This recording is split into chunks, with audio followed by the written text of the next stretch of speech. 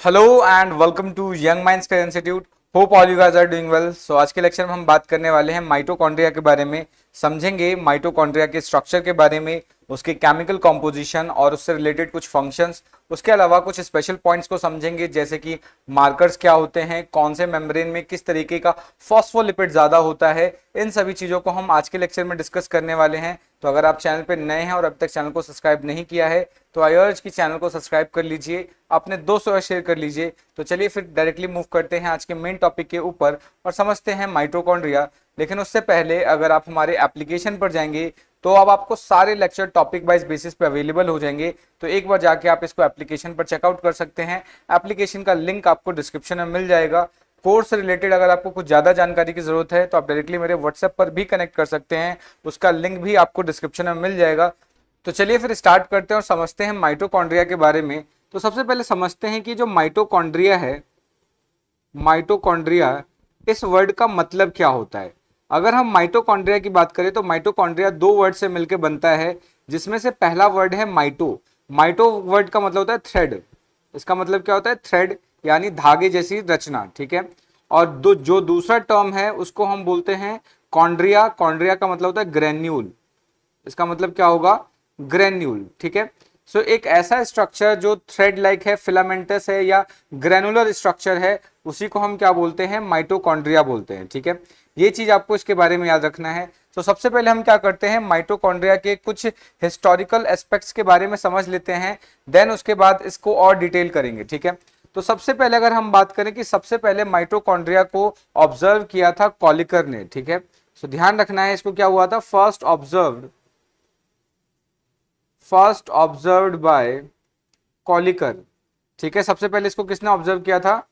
कॉलिकर ने ऑब्जर्व किया था। ये चीज आपको ध्यान रखना है। और उसने देखा कि कुछ ग्रेनुलर सब्सटेंस प्रेजेंट है। तो सबसे पहला जो ऑब्जर्व करने का काम किया था वो कॉलिकर ने किया था। ये चीज आपको याद रखना है। एक दूसरे साइंटिस्ट हुए जिनका नाम था अल्टमान। अल्टमान ने माइटोकॉन्ड्रिया को बायोप्लास्ट नाम दिया। ठीक है। क्या नाम दिया? बायोप्लास्ट नाम दिया। और जो करंटली आजकल हम जो नाम पढ़ते हैं दैट इज माइटोकॉन्ड्रिया। माइटोकॉन्ड्रिया नाम दिया था बेंडा ने। ठीक है। बेंडा ने क्या किया था? इसको कॉल्ड माइटोकॉन्ड्रिया। माइटोकॉन्ड्रिया। तो एक्चुअल में जो माइटोकॉन्ड्रिया है वो बेंडा ने दिया था। ठीक है। बेंडा ने एक टेक्निक यूज की थी और उस टेक्निक को हम बोलते हैं क्रिस्टल वॉयलेट स्टेनिंग टेक्निक। ठीक है। कौन सा? Crystal violet staining technique. Staining technique. इस टेक्निक की मदद से इसने उनको देखा और बाद में जाके माइटोकॉन्ड्रिया को उन्होंने, माइटोकॉन्ड्रिया को बेंडा ने क्या बोला? माइटोकॉन्ड्रिया बोला। ठीक है। तो ये चीज आपको इसके बारे में अच्छे से याद रखना है। ठीक है। सो आई होप आपको ये जो हिस्टोरिकल पार्ट है अच्छे से समझ में आ गया होगा। ठीक है। तो अगर मैं माइटोकॉन्ड्रिया को डिफाइन करूं कि माइटोकॉन्ड्रिया क्या होता है, तो इसको मैं सिंपली ऐसे डिफाइन कर सकता हूं। सिंपल सा जो माइटोकॉन्ड्रिया है वो बेसिकली आपका स्मॉल स्मॉल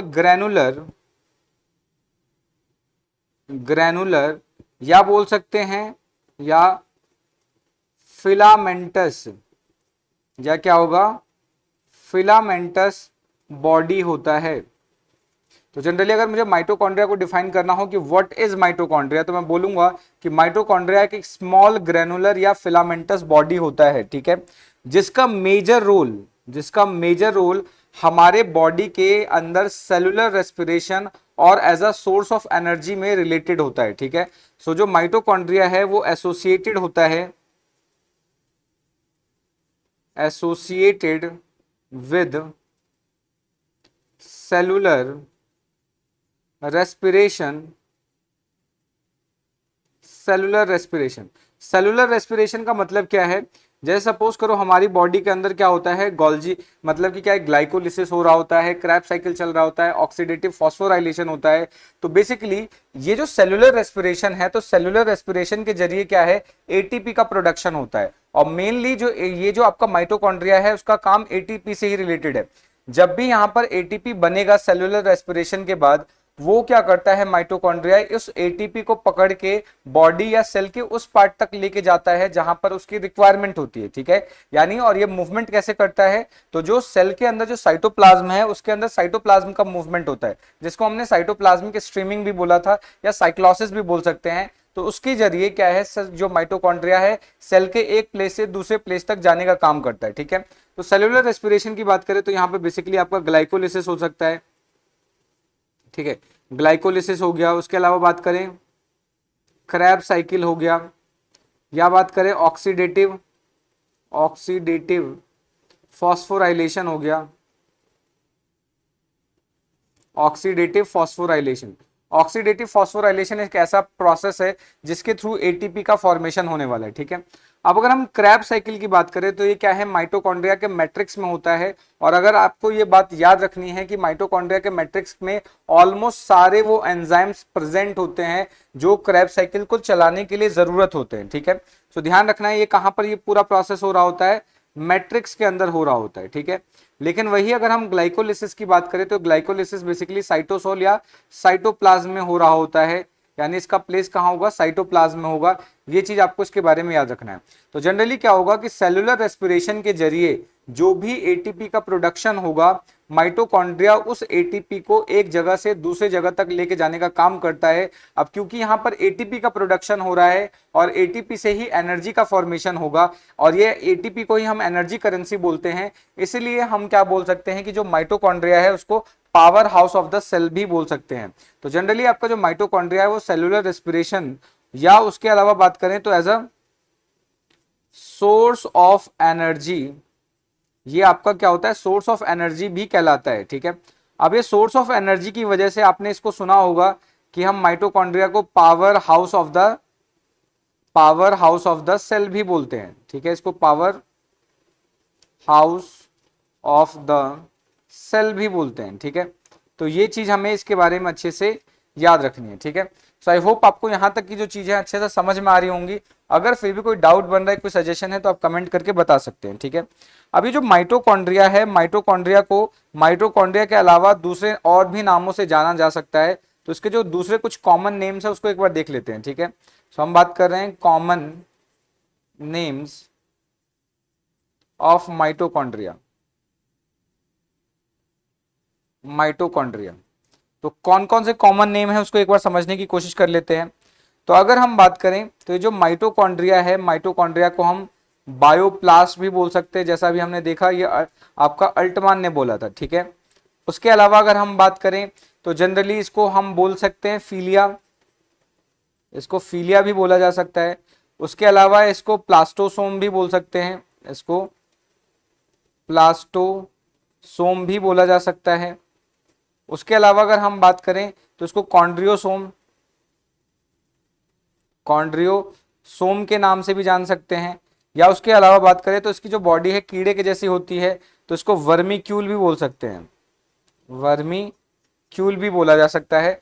तो ये कुछ कॉमन नेम्स है माइटोकॉन्ड्रिया के जो आपको अच्छे से समझ में आना है। ठीक है, इसको अच्छे से आपको याद रखना है। तो सबसे पहले हम क्या करते हैं, इतनी चीजों को हाईलाइट कर लेते हैं, देन उसके बाद फिर आगे मूव करेंगे। ठीक है, तो जनरली अगर हम माइटोकॉन्ड्रिया की बात करें तो माइटोकॉन्ड्रिया दो वर्ड से मिलकर बनता है। एक है माइटो जिसका मतलब होता है थ्रेड, और दूसरा होता है आपका कॉन्ड्रिया जिसका मतलब होता है ग्रेन्यूल। ठीक है, सो हम बोल सकते हैं कि जो माइटोकॉन्ड्रिया है वो स्मॉल ग्रेनुलर या फिर फिलामेंटस बॉडी होता है जो सेल के अंदर प्रेजेंट होता है। ठीक है, ये चीज आपको याद रखना है।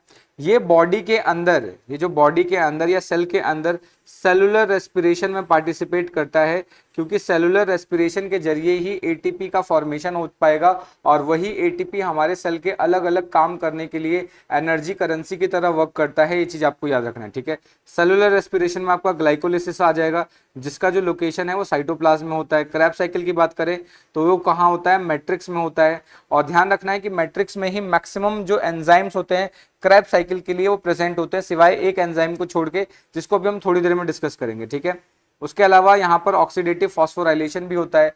अब इन सभी प्रोसेस के जरिए जो भी एटीपी बनता है वही एटीपी एज अ ये सोर्स ऑफ एनर्जी की तरह बाकी सेल को देता है, और बाकी सेल इसको यूज करते हैं, जिसकी वजह से इसको हम power house of the cell भी बोलते हैं। ये चीज आपको याद रखना है। ठीक है, सबसे पहले इसको जो ऑब्जर्व किया था माइटोकॉन्ड्रिया को वो किया था कॉलिकर ने। ठीक है, इन्होंने देखा कि सेल के अंदर कुछ ग्रेनुलर स्ट्रक्चर्स प्रेजेंट है, तो सबसे पहले ऑब्जर्व किसने किया, कॉलिकर ने। अल्टमान ने इसको बायोप्लास्ट का नाम दिया। कभी कभी साइंटिस्टों के नाम पे भी क्वेश्चन आ जाते हैं, इसलिए हम इसको अच्छे से समझेंगे। ठीक है, उसके अलावा बेंडा की बात करें तो बेंडा ने माइटोकॉन्ड्रिया को माइटोकॉन्ड्रिया को माइटोकॉन्ड्रिया बोला और इसके लिए उन्होंने एक टेक्निक यूज की जिसको बोला क्रिस्टल वॉयलेट स्टेनिंग टेक्निक। ठीक है, तो ये चीज हमें इसके बारे में अच्छे से याद रखना है। सो आई होप आपको यहाँ तक की जो चीजें हैं अच्छे से समझ में आ गई होंगी। अगर फिर भी कोई डाउट है, कोई सजेशन है, तो आप कमेंट करके पूछ सकते हैं। ठीक है, अब हम इसका थोड़ा सा इवोल्यूशनरी पॉइंट ऑफ व्यू से भी समझ लेते हैं कि जो माइटोकॉन्ड्रिया है वो सेल के अंदर उसका ओरिजिनेशन कैसे हुआ। ठीक है, सो हम बात कर रहे हैं एंडोसिम्बायोटिक थ्योरी के बारे में। ठीक है, सो हम यहाँ पर डिस्कस कर रहे हैं एंडोसिम्बायोटिक थ्योरी।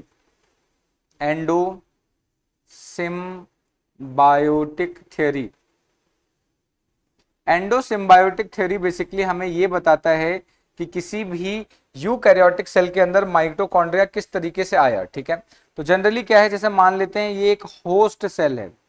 ठीक है, ये क्या है, हमारा एक होस्ट सेल है। होस्ट सेल मतलब कोई भी यूकैरियोट है। इनिशियली ये जो होस्ट सेल है आपका एनएरोबिक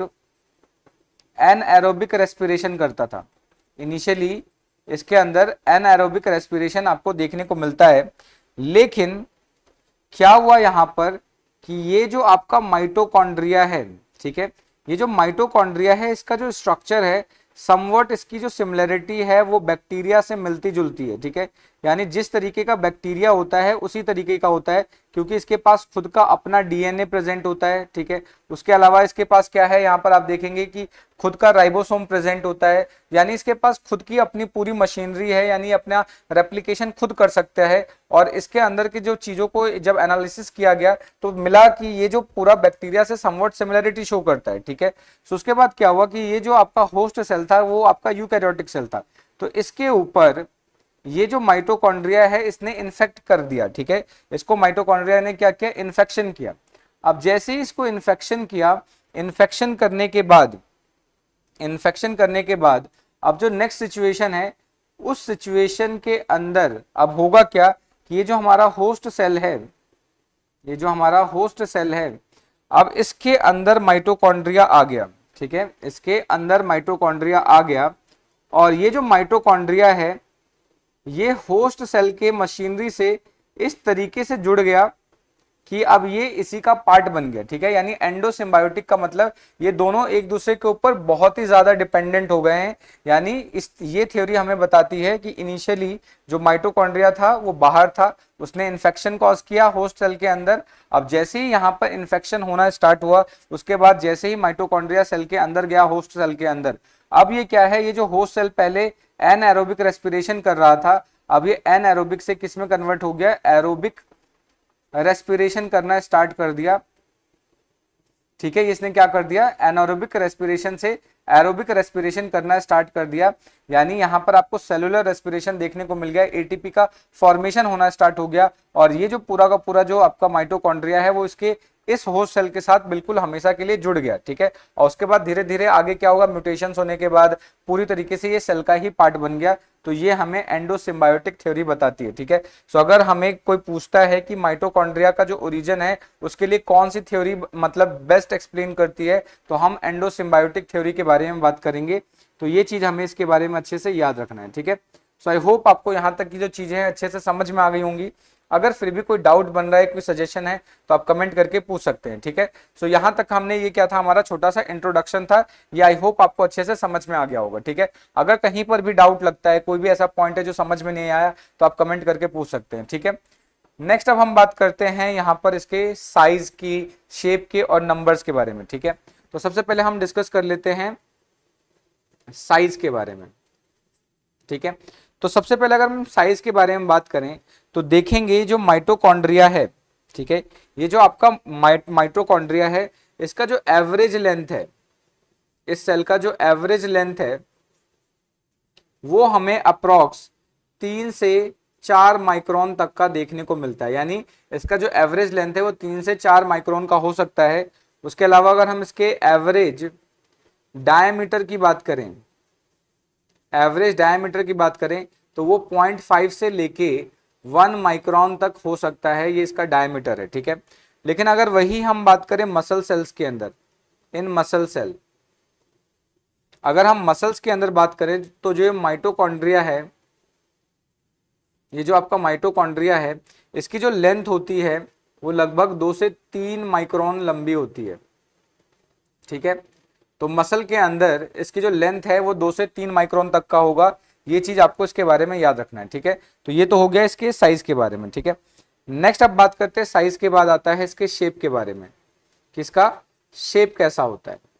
तो अगर हम बात करें जो माइटोकॉन्ड्रिया है उसके पास ये एबिलिटी होती है, ये कैपेसिटी होती है कि वो अपना शेप वेरी कर सकता है, ठीक है, उसके शेप में बदलाव हो सकता है, ठीक है। लेकिन अगर हम जनरली बात करें, जनरली जो इसका जो शेप होगा, जनरली ये कैसा होता है, ग्रेनुलर या filamentous. Generally mitochondria is granular और फिलामेंटस। जनरली कैसा हो सकता है, ग्रैनुलर हो सकता है और फिलामेंटस हो सकता है। ये चीज आपको इसके बारे में याद रखना है, ठीक है। अब नेक्स्ट इंपॉर्टेंट चीज, सपोज करो ये जो आप देख रहे हो माइटोकॉन्ड्रिया का 2 एंड है, ये एक एंड है और ये दूसरा एंड है, ठीक है। अगर माइटोकॉन्ड्रिया का एक एंड स्वेलिंग हो जाती है, एक एंड के अंदर स्वेलिंग अगर हमें दिखनी स्टार्ट हो जाती है, तब इसका जो शेप कहलाएगा उसको हम क्लब शेप बोलते हैं, ठीक है। सो क्या होगा, if one and swells up, अगर एक एंड के अंदर स्वेलिंग आ जाती है तो इस कंडीशन को हम बोलते हैं क्लब शेप। इसको क्या बोलेंगे, क्लब शेप बोलेंगे। ये चीज आपको याद रखना है।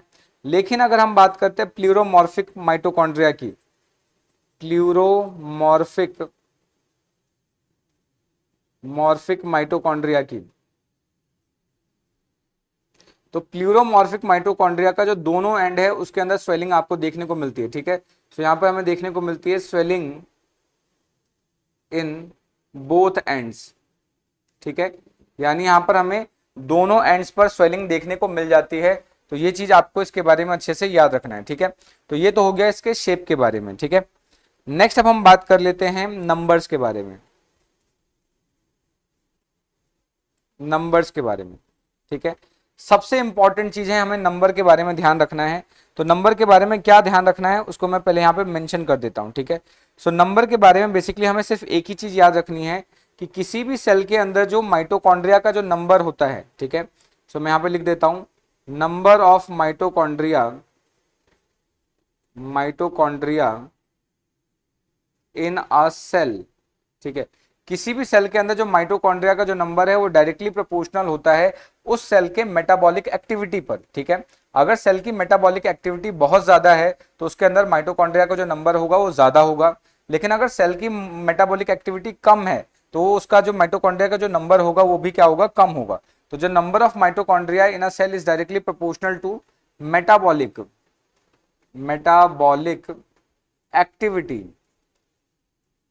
एक्टिविटी ऑफ द सेल, यानी उस सेल के मेटाबॉलिक एक्टिविटी पे डिपेंड करेगा। तो ये चीज हमें इसके बारे में अच्छे से याद रखनी है, ठीक है। तो किसी भी सेल के अंदर जो माइटोकॉन्ड्रिया का जो नंबर है वो उस सेल के मेटाबॉलिक एक्टिविटी पे डिपेंड करेगा। ये बहुत इंपॉर्टेंट चीज है, ये ध्यान रखना है। जिस सेल के अंदर मेटाबॉलिक एक्टिविटी ज्यादा, उस सेल के अंदर माइटोकॉन्ड्रिया का नंबर ज्यादा होगा, ठीक है। जैसे कि अगर एग्जाम्पल के तौर पे एक दो एग्जाम्पल ले लें। फॉर एग्जाम्पल अगर हम बात करते हैं नॉर्मल लिवर सेल, या जिसको हम हिपैटोसाइट भी बोलते हैं, हिपैटोसाइट। तो इसके अंदर अगर हम ध्यान से देखें तो हमें लगभग 1000 से 1600 माइटोकॉन्ड्रिया देखने को मिल जाता है, ठीक है।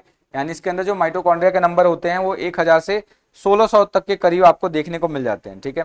लेकिन अगर वही मैं लार्ज सी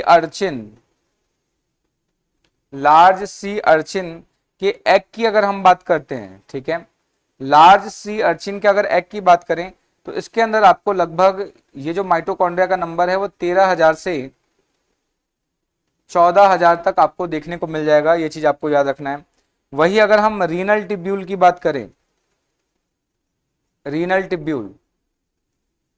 रीनल टिब्यूल के अंदर आप देखेंगे कि जो माइटोकॉन्ड्रिया के जो नंबर होते हैं वो मात्र 300 से 400 ही होते हैं, ठीक है। यानी अगर माइटोकॉन्ड्रिया का जो नंबर है किसी सेल के अंदर कम है तो इसका मतलब ये है कि उस सेल के अंदर जो मेटाबॉलिक एक्टिविटी है वो बहुत कम हो रही है, ठीक है। लेकिन अगर माइटोकॉन्ड्रिया का नंबर बहुत ज्यादा है, इसका मतलब ये है कि उस सेल की जो मेटाबॉलिक एक्टिविटी है बहुत ज्यादा हाई है, ठीक है। जैसे कि अगर हम बात करें oocytes की, अगर हम oocyte की बात करें तो यहां पर इसके अंदर जो सिंपल सा आप माइटोकॉन्ड्रिया का नंबर की बात करें तो लगभग मेरे ख्याल से 3 लाख के करीब का होता है, तो ये नंबर आपको याद रखना है, 3 लाख होगा। लेकिन अगर हम एक प्रोटोजोन की बात करें, एक प्रोटोजोन है, प्रोटोजोन जिसको हम केओस केओस बोलते हैं या चाओस चाओस भी बोल सकते हैं, चाओस चाओस, ये एक प्रोटोजोन है। ये बहुत ही ज्यादा मेटाबॉलिकली एक्टिव होता है, ठीक है। अब क्योंकि ये बहुत ही ज्यादा मेटाबॉलिकली एक्टिव है तो इसके अंदर माइटोकॉन्ड्रिया का जो नंबर होता है वो भी बहुत ज्यादा होता है, ऑलमोस्ट अराउंड 5 लाख के करीब होता है। ये चीज आपको इसके बारे में याद रखना है, ठीक है। नेक्स्ट अगर हम बात करें स्पर्म की, ठीक है, अगर हम स्पर्म की बात करते हैं तो स्पर्म के अंदर आपको माइटोकॉन्ड्रिया के जो नंबर है बहुत कम देखने को मिलते हैं, लगभग 20 से 24 माइटोकॉन्ड्रिया ही देखने को मिलेंगे। ये चीज आपको इसके बारे में याद रखना है, ठीक है। सो आई होप इसका जो नंबर है उसके बारे में आपको सारी चीजें अच्छे से क्लियर हो गई होंगी। अगर फिर भी कोई डाउट बन रहा है, कोई सजेशन है तो आप कमेंट करके पूछ सकते हैं, ठीक है। तो चलिए फिर कुछ इंपॉर्टेंट पॉइंट्स को हाईलाइट कर लेते हैं। तो सबसे पहले अगर हम साइज की बात करें तो इसका जो एवरेज लेंथ होगा, एवरेज लेंथ वो लगभग 3 से 4 माइक्रोन होता है, ठीक है। एवरेज डायमीटर 0.5 से 1 माइक्रोन तक जा सकता है। मसल्स के अंदर जो माइटोकॉन्ड्रिया है वो उसकी जो लंबाई होती है लगभग 2 से 3 माइक्रोन तक होती है, ठीक है। जनरली अगर हम बात करें जो माइटोकॉन्ड्रिया है उसका जो शेप है ग्रैनुलर या फिलामेंटस हो सकता है। लेकिन एक चीज आपको और ध्यान रखना है कि जो माइटोकॉन्ड्रिया है वो अपना शेप वेरी कर सकता है, शेप बदल सकता है, ठीक है।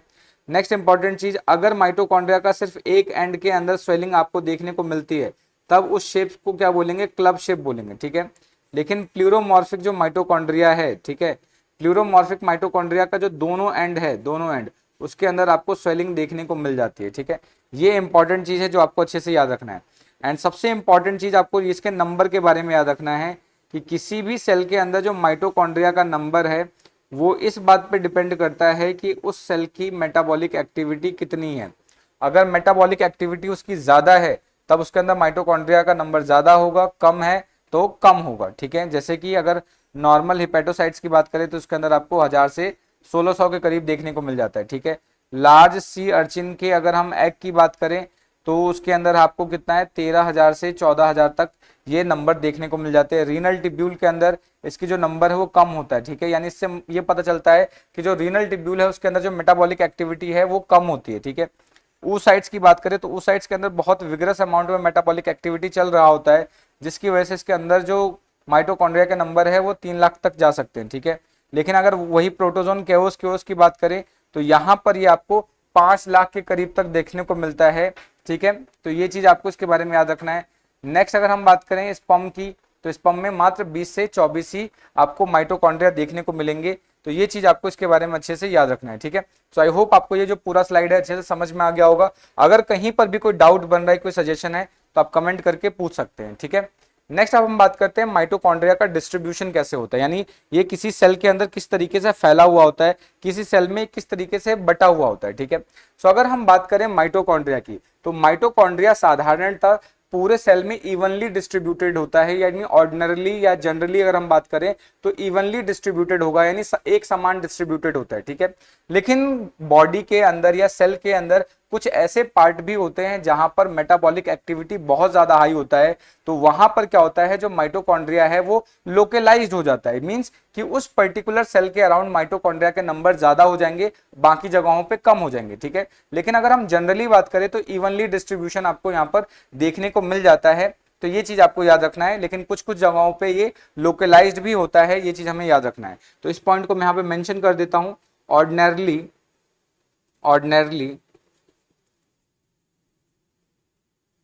ordinarily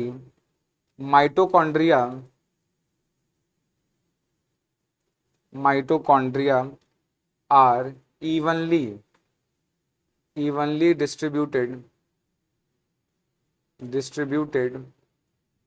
in साइटोप्लाज्म, ठीक है। यानी साइटोप्लाज्म में ये इवनली डिस्ट्रीब्यूटेड होता है, ये चीज आपको याद रखना है। बट ये आपको लोकलाइजेशन देखने को मिल सकता है, ठीक है। सो यहाँ पर हम इस चीज को मेंशन कर लेते हैं कि यहाँ पर लोकलाइजेशन आपको देखने को मिल सकता है। So they may be localized, they may be localize. Localize का मतलब किसी एक पर्टिकुलर सेल की के अराउंड उसके जो नंबर हैं वो ज्यादा होंगे, ठीक है। जैसे कि अगर हम बात करें एग्जाम्पल के तौर पे कि कहां पर आपको लोकलाइज फॉर्म में देखने को मिलता है, तो सबसे पहले अगर हम बात करते हैं पीसीटी की, पीसीटी का मतलब पैरोक्सिमल कॉन्वोल्यूटेड ट्यूब्यूल, ठीक है। सो आप देखेंगे कि जो पीसीटी है तो उसका जो बेसल रीजन ऑफ सेल है, बेसल रीजन ऑफ सेल, ठीक है, पीसीटी का जो बेसल रीजन ऑफ सेल है, या जिसको हम बोल सकते हैं ये opposite opposite to renal capillaries. तो जो पीसीटी की बात करें तो पीसीटी के जो बेसल रीजन है वहां पर आपको माइटोकॉन्ड्रिया का जो नंबर है वो ज्यादा देखने को मिलते हैं, ये चीज आपको याद रखना है, ठीक है। नेक्स्ट वही अगर हम स्केलेटल मसल की बात करें, स्केलेटल मसल, तो स्केलेटल मसल की अगर हम बात करें तो यहां पर आपको देखने को मिलेगा कि जो मायोफिब्रिल्स है, मायोफिब्रिल्स के बीच में माइटोकॉन्ड्रिया देखने को मिलता है, ठीक है। सो हम इसको लिख सकते हैं लाइज बिटवीन मायोफिब्रिल, ठीक है। मायोफिब्रिल के ये आपको बीच में देखने को मिलेंगे, ये चीज आपको याद रखना है। नेक्स्ट है इंसेक्ट्स, इंसेक्ट्स फ्लाइट मसल। अगर इंसेक्ट्स के फ्लाइट मसल्स की बात करें, अब क्योंकि जो इंसेक्ट्स के जो फ्लाइट मसल्स है वो बहुत ज्यादा एक्टिव होते हैं, बहुत ज्यादा मेटाबॉलिकली एक्टिव होते हैं, क्योंकि कंटिन्यूअसली उड़ रहे होते हैं, कंटिन्यूअसली अपने विंग्स को क्या करते हैं, वो कंटिन्यूअसली विंग्स को मतलब ऊपर नीचे कर रहे होते हैं। तो यहां पर माइटोकॉन्ड्रिया की बहुत ज्यादा जरूरत होती है। तो आप देखेंगे कि जो इंसेक्ट्स के जो फ्लाइट मसल्स हैं उसके अंदर जो माइटोकॉन्ड्रिया है वो नॉर्मल साइज से उसका साइज बड़ा होगा, उसके अलावा इसके जो नंबर्स होते हैं बहुत ज्यादा होते हैं, ठीक है। तो यहां पर जो माइटोकॉन्ड्रिया आपको देखने को मिलेगा वो आपको लार्ज देखने को मिलेगा, ठीक है। यहां पर लार्ज माइटोकॉन्ड्रिया, बिकॉज ये सेल बहुत ज्यादा एक्टिव होता है, तो यहां पर आपको large mitochondria in contact with each myofibril, her myofibril के कांटेक्ट में लार्ज माइटोकॉन्ड्रिया आपको देखने को मिल जाएगा, ये चीज आपको याद रखना है, ठीक है। नेक्स्ट अगर हम बात करते हैं कार्डियक मसल की, कार्डियक मसल, तो कार्डियक मसल के अंदर भी आपको ये देखने को मिलता है, यानी जो मायोफाइब्रिल की वजह से जो क्लिफ्ट बनता है उस क्लिफ्ट के अंदर देखने को मिलता है, ठीक है। तो हम लिख सकते हैं situated in Clift between myofibril, ठीक है, ये चीज आपको याद रखना है। नेक्स्ट अगर हम बात करते हैं स्पर्म की, तो आप जानते हैं स्पर्म के मिडिल पीस में आपको माइटोकॉन्ड्रिया देखने को मिलता है, यानी लोकलाइज होता है मिडिल पीस, ठीक है। और अगर हम सिक्स्थ की बात करें ल्यूकोसाइट, नेक्स्ट क्या हो जाएगा ल्यूकोसाइट, तो ल्यूकोसाइट में ही आपको रेडियली अरेंज्ड देखने को मिलेगा, रेडियली अरेंज्ड होगा, ये चीज आपको इसके बारे में अच्छे से याद रखना है, ठीक है। सो फटाफट क्या कर लेते हैं, इसको एक बार हाईलाइट कर लेते हैं। सो अगर हम बात करें ऑर्डिनरली, साधारणतः, ठीक है, साधारणतः जो माइटोकॉन्ड्रिया है वो पूरे साइटोप्लाज्म के अंदर इवनली डिस्ट्रीब्यूटेड होता है, एक समान वितरित होता है, एक समान डिस्ट्रीब्यूटेड होता है, ठीक है। लेकिन कुछ कुछ जगहों पर ये लोकलाइज होता है, मींस कि उन जगहों पे माइटोकॉन्ड्रिया के जो नंबर्स होते हैं या वहां पर जो माइटोकॉन्ड्रिया की जो संख्या है वो बहुत ज्यादा होती है। जैसे अगर हम पीसीटी की बात करें तो वहां पर जो बेसल रीजन है, ठीक है, बेसल रीजन में इसका जो क्वांटिटी होगा बहुत ज्यादा होगा, और ये जो बेसल रीजन है रीनल कैपिलरीज के अपोजिट होता है, ठीक है, ये किसके होगा, रीनल कैपिलरीज के अपोजिट होगा, ये चीज आपको याद रखना है। नेक्स्ट अगर हम स्केलेटल मसल्स की बात करें तो यहाँ पर क्या होगा कि जो मायोफाइब्रिल्स है, मायोफिब्रिल्स के बीच में प्रेजेंट होगा, ठीक है, बिटवीन मायोफिब्रिल्स, ठीक है, ये चीज आपको याद रखना है। नेक्स्ट इंसेक्ट्स का जो फ्लाइट मसल्स है ये तो बहुत ही ज्यादा एक्टिव मसल्स होते हैं, इसलिए यहाँ पर इनको एनर्जी की बहुत ज्यादा जरूरत होती है। तो यहाँ पर जो मिलने वाला माइटोकॉन्ड्रिया है, पहली चीज तो वो साइज में बड़े होते हैं, उसके अलावा यहाँ पर जो माइटोकॉन्ड्रिया है वो डायरेक्टली मायोफिब्रिल के डायरेक्ट कांटेक्ट में होते हैं, सो दैट कि वो डायरेक्टली एनर्जी प्रोवाइड कर सके। नेक्स्ट कार्डियक मसल्स की बात करें तो कार्डियक मसल में भी क्या है कि जो मायोफिब्रिल्स के जो क्लिफ्ट होते हैं उन क्लिफ्ट में ये आपको देखने को मिल जाएंगे, ठीक है। स्पर्म आप जानते हैं इसके मिडिल पीस में आपको मिलेगा। और ल्यूकोसाइट्स की बात करें तो ल्यूकोसाइट में ये कहाँ प्रेजेंट होता है, रेडियली अरेंज होगा। तो ये चीज हमें इसके बारे में बहुत अच्छे से याद रखनी है, ठीक है। सो आई होप आपको यहाँ तक की जो चीजें अच्छे से समझ में आ गई होंगी। अगर फिर भी कोई डाउट बन रहा है, कोई सजेशन है, तो आप कमेंट करके पूछ सकते हैं, ठीक है। नेक्स्ट अब बात करते हैं मूवमेंट ऑफ माइटोकॉन्ड्रिया। अब ये माइटोकॉन्ड्रिया के अंदर मूवमेंट क्यों होता है पहले उसको समझते हैं, ठीक है। तो जनरली होता क्या है कि मान लेते हैं कि सेलुलर रेस्पिरेशन के जरिए, ठीक है, अब ऐसा है क्या है कि सेलुलर रेस्पिरेशन हो रहा है, ठीक है, सेलुलर रेस्पिरेशन हो रहा है। सेलुलर रेस्पिरेशन की मदद से क्या होगा, आपका एटीपी का फॉर्मेशन होता है। क्या होगा, एटीपी का फॉर्मेशन होगा। अब ये जो एटीपी बना है सेलुलर रेस्पिरेशन के जरिए, अब माइटोकॉन्ड्रिया का काम होता है इस एटीपी को सेल के उस पार्ट तक लेके जाए जहां पर उसकी जरूरत है, ठीक है। सो अब ये क्या करेगा, जो एटीपी फॉर्मेशन हुआ है माइटोकॉन्ड्रिया, ठीक है, माइटोकॉन्ड्रिया क्या करेगा, इसको लेके जाएगा कहां पर, where it is required, where it is required, ठीक है। इसलिए माइटोकॉन्ड्रिया का मूवमेंट हो रहा होता है, माइटोकॉन्ड्रिया कंटिन्यूअसली मूवमेंट कर रहा होता है, बिकॉज क्योंकि इसके अंदर एटीपी का फॉर्मेशन हो रहा है। अब इस एटीपी को ये ट्रांसपोर्ट करने का काम करता है उन जगहों पर जहां पर उस एटीपी की रिक्वायरमेंट है, ठीक है। तो ये चीज हमें इसके बारे में याद रखना है। तो फटाफट इसके बारे में कुछ पॉइंट्स को लिख लेते हैं। तो जनरली क्या है कि जो माइटोकॉन्ड्रिया है साइटोप्लाज्म के अंदर फ्रीली मूव कर सकता है और एटीपी को उन जगहों पे पहुंचाता है जहां पर इसकी रिक्वायरमेंट होती है। तो हम इसको लिख सकते हैं, can move freely in cell carrying ATP wherever required। यानी ये क्या है, एटीपी को फ्रीली कैरी कर सकता है और वहां तक लेके जाता है जहां पर इसकी रिक्वायरमेंट होती है, ठीक है। लेकिन अभी जिससे पहले हमने पढ़ा है कि ये मूवमेंट के अलावा लोकलाइज्ड भी हो सकता है, ठीक है। यानी जिन मतलब कि ग्लैंड्स की या जिन सेल्स के अंदर एटीपी की बहुत ज्यादा रिक्वायरमेंट होती है तो वहां पर जो माइटोकॉन्ड्रिया है वो लोकलाइज्ड हो जाता है, ठीक है। So mitochondria may be localised,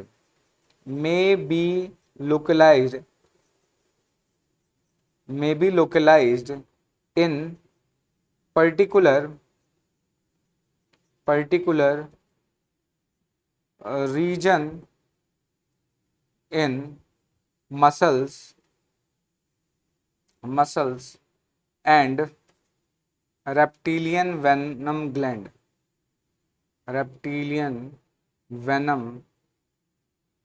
venom gland। जैसे कि अगर हम बात करें तो ये आपको क्या है, सिंपल सा लोकलाइज्ड भी दिख जाता है, यानी एक पर्टिकुलर जगहों पर भी आपको देखने को मिल जाता है, ठीक है। ये चीज आपको याद रखना है। नेक्स्ट अगर हम बात करें कि जो मूवमेंट होता है माइटोकॉन्ड्रिया का वो प्लांट सेल में ज्यादा होता है या एनिमल सेल में ज्यादा होता है, तो हमें देखने को मिलता है कि प्लांट सेल में माइटोकॉन्ड्रिया का मूवमेंट ज्यादा होता है as compare to animal cells, ठीक है। तो ये चीज आपको याद रखना है। तो हम लिख सकते हैं कि जो मूवमेंट होगा, movement is less in animal as compare to plant, ठीक है। ये चीज आपको इसके बारे में याद रखना है, ठीक है। नेक्स्ट अब सबसे इंपॉर्टेंट चीज कि जो माइटोकॉन्ड्रिया है वो अपना शेप और वॉल्यूम भी बदल सकता है, ठीक है। So mitochondria can change its shape and volume, यानी माइटोकॉन्ड्रिया अपना शेप और वॉल्यूम बदल सकता है। और ये बात हमें कैसे पता चली, इस बात को पता करने के लिए फाइब्रोब्लास्ट सेल के ऊपर फेज कॉन्ट्रास्ट स्टडीज की गई, ठीक है। तो इसको पता करने के लिए क्या किया गया, phase contrast studies on fibroblast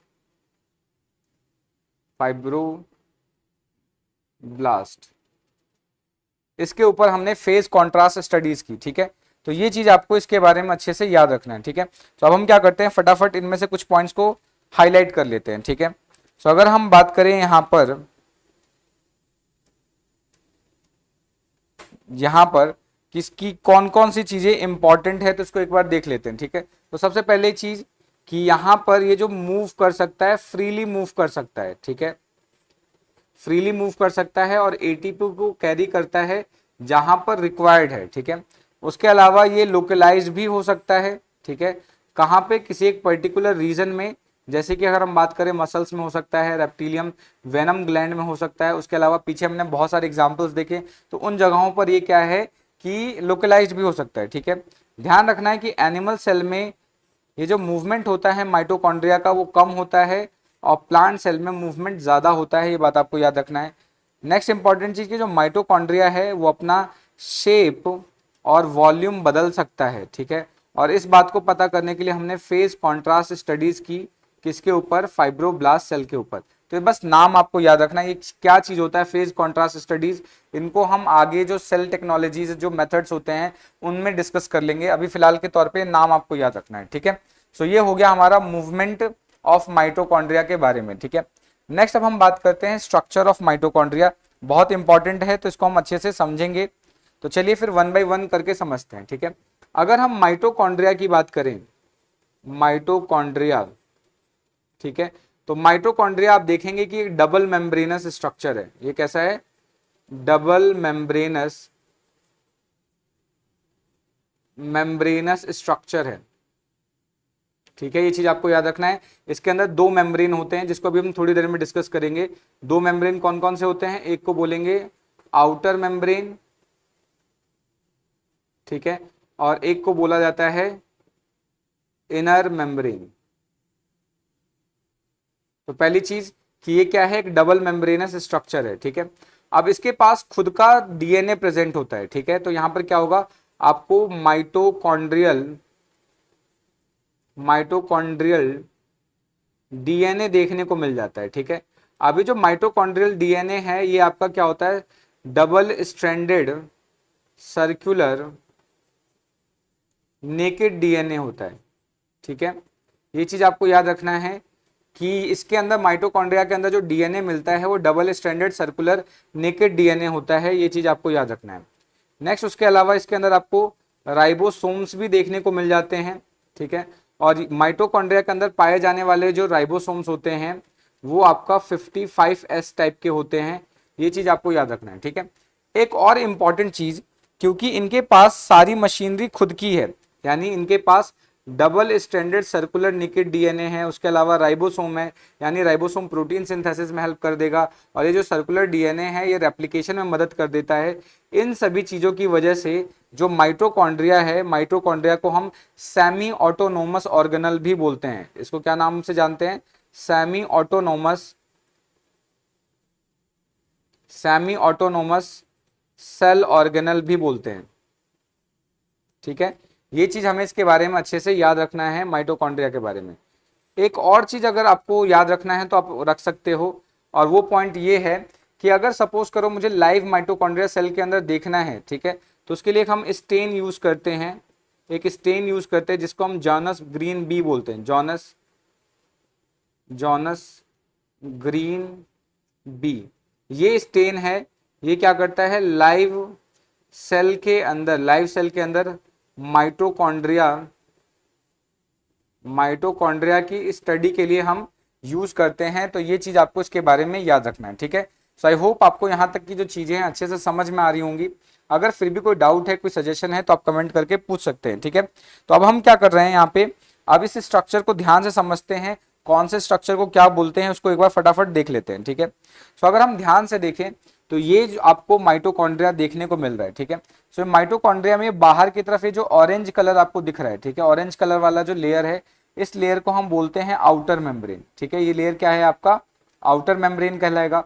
उसके जस्ट अंदर की तरफ ये जो येलो येलो दिख रहा है ये आपका कहलाएगा इनर मेम्ब्रेन, ठीक है। सो डबल मेम्ब्रेन अभी मैंने बताया, तो इसमें से एक क्या हो जाएगा, आउटर मेम्ब्रेन, और एक हो जाएगा इनर मेम्ब्रेन, ठीक है। अब आउटर मेम्ब्रेन और इनर मेम्ब्रेन के बीच में आपको ये एक स्पेस खाली देखने को मिल रहा है, इस स्पेस को हम बोलते हैं आउटर चैम्बर। इसको क्या बोलेंगे, आउटर चैम्बर। ये जो खाली स्पेस है इसको हम बोलेंगे आउटर चैम्बर, ठीक है, ये नाम याद रखना है। इसको आउटर चैम्बर या इसको हम इंटर मेम्ब्रेनस स्पेस भी बोल सकते हैं। इसको क्या बोल सकते हैं? इंटर मेम्ब्रेनस स्पेस बोलेंगे, ठीक है। शॉर्ट फॉर्म में मैंने लिख दिया है, इसको इंटर मेम्ब्रेनस स्पेस बोलेंगे, ठीक है। अब ये जो इंटर मेम्ब्रेनस स्पेस है, इस इंटर मेम्ब्रेनस स्पेस के अंदर या इस आउटर चैम्बर के अंदर वाटरी फ्लूइड इस तरीके से भरा हुआ होता है और इसकी जो विड्थ होती है लगभग 40 से 70 एंगस्ट्रॉम के बीच तक होती है। ये चीज हमें याद रखनी है, ठीक है।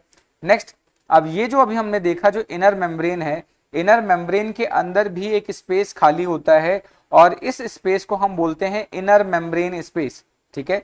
इसको क्या बोलेंगे? जो अंदर की तरफ ये जो स्पेस खाली है, ये जो आपने अभी देखा कि जो इनर मेम्ब्रेन है, इनर मेम्ब्रेन ने एक अपने अंदर एक स्पेस बना रखा है, ठीक है। इस स्पेस को हम नाम देते हैं इनर मेम्ब्रेन स्पेस। इसको नाम देंगे इनर मेम्ब्रेन स्पेस नाम देंगे। अब ये जो इनर मेम्ब्रेन स्पेस है, इस स्पेस के अंदर आपका मैट्रिक्स फील्ड होता है, ठीक है। इस स्पेस के अंदर क्या प्रेजेंट होता है? मैट्रिक्स फील्ड होता है, ये चीज आपको याद रखना है। और इस मैट्रिक्स के अंदर आप देखेंगे कि आपको डेंस ग्रेन्यूल्स देखने को मिल जाएगा, उसके अलावा राइबोसोम्स देखने को मिल जाएगा, उसके अलावा नेकेड सर्कुलर डीएनए देखने को मिल जाएगा। नेक्स्ट सबसे इंपॉर्टेंट चीज कि ये जो आपका इनर मेम्ब्रेन है, इनर मेम्ब्रेन अपने आप को इस तरीके से फोल्ड कर लेता है, यानी यहाँ पर फिंगर लाइक फोल्डिंग बन जाती है, ठीक है। इस फिंगर लाइक फोल्डिंग को यहाँ पर क्रिस्टी बोला जाता है। इसको क्या बोला जाएगा? क्रिस्टी बोला जाएगा, ये चीज आपको याद रखना है। और जब क्रिस्टी का फॉर्मेशन हो रहा होता है, ठीक है, जब क्रिस्टी का फॉर्मेशन हो रहा होता है तो क्रिस्टी जब अंदर की तरफ इस तरीके से डिप्रेशन में जब जाता है तो ये जो स्पेस बनेगा, इस स्पेस को हम बोलते हैं इंट्राक्रिस्टियल स्पेस। इसको क्या बोलेंगे? इंट्राक्रिस्टियल स्पेस। और क्रिस्टी की वजह से अंदर का जो स्पेस बनता है उसको हम बोलेंगे इंटरक्रिस्टियल स्पेस बोलेंगे। उसको क्या बोलेंगे? इंटरक्रिस्टियल स्पेस बोलेंगे, ये चीज आपको याद रखना है। नेक्स्ट, उसके अलावा देखेंगे कि जो आउटर मेम्ब्रेन है या जो इनर मेम्ब्रेन है, इसके ऊपर थाउजेंड्स ऑफ पार्टिकल्स इस तरीके से प्रेजेंट होते हैं, ठीक है। इसके ऊपर भी आउटर मेम्ब्रेन पे भी पार्टिकल प्रेजेंट होते हैं और इनर मेम्ब्रेन के ऊपर भी पार्टिकल प्रेजेंट होते हैं। आउटर मेम्ब्रेन पे जो पार्टिकल प्रेजेंट होते हैं उसको हम बोलते हैं सब यूनिट ऑफ पार्सन, और अंदर की तरफ जो पार्टिकल्स प्रेजेंट होते हैं इसको हम बोलते हैं सब यूनिट ऑफ फर्नांडिस और मोरन। अभी इन सभी चीजों को लिख लेंगे, अभी आपको सिर्फ समझना है, सारे पॉइंट्स को भी मैं लिख दूंगा, ठीक है। तो यहां पर क्या होता है, बाहर की तरफ जो प्रेजेंट होगा जो पार्टिकल, इसको हम बोलेंगे सब यूनिट ऑफ पार्सन, और अंदर की तरफ जो आपके ये पार्टिकल्स देख रहे हैं इसको हम बोलते हैं सब यूनिट ऑफ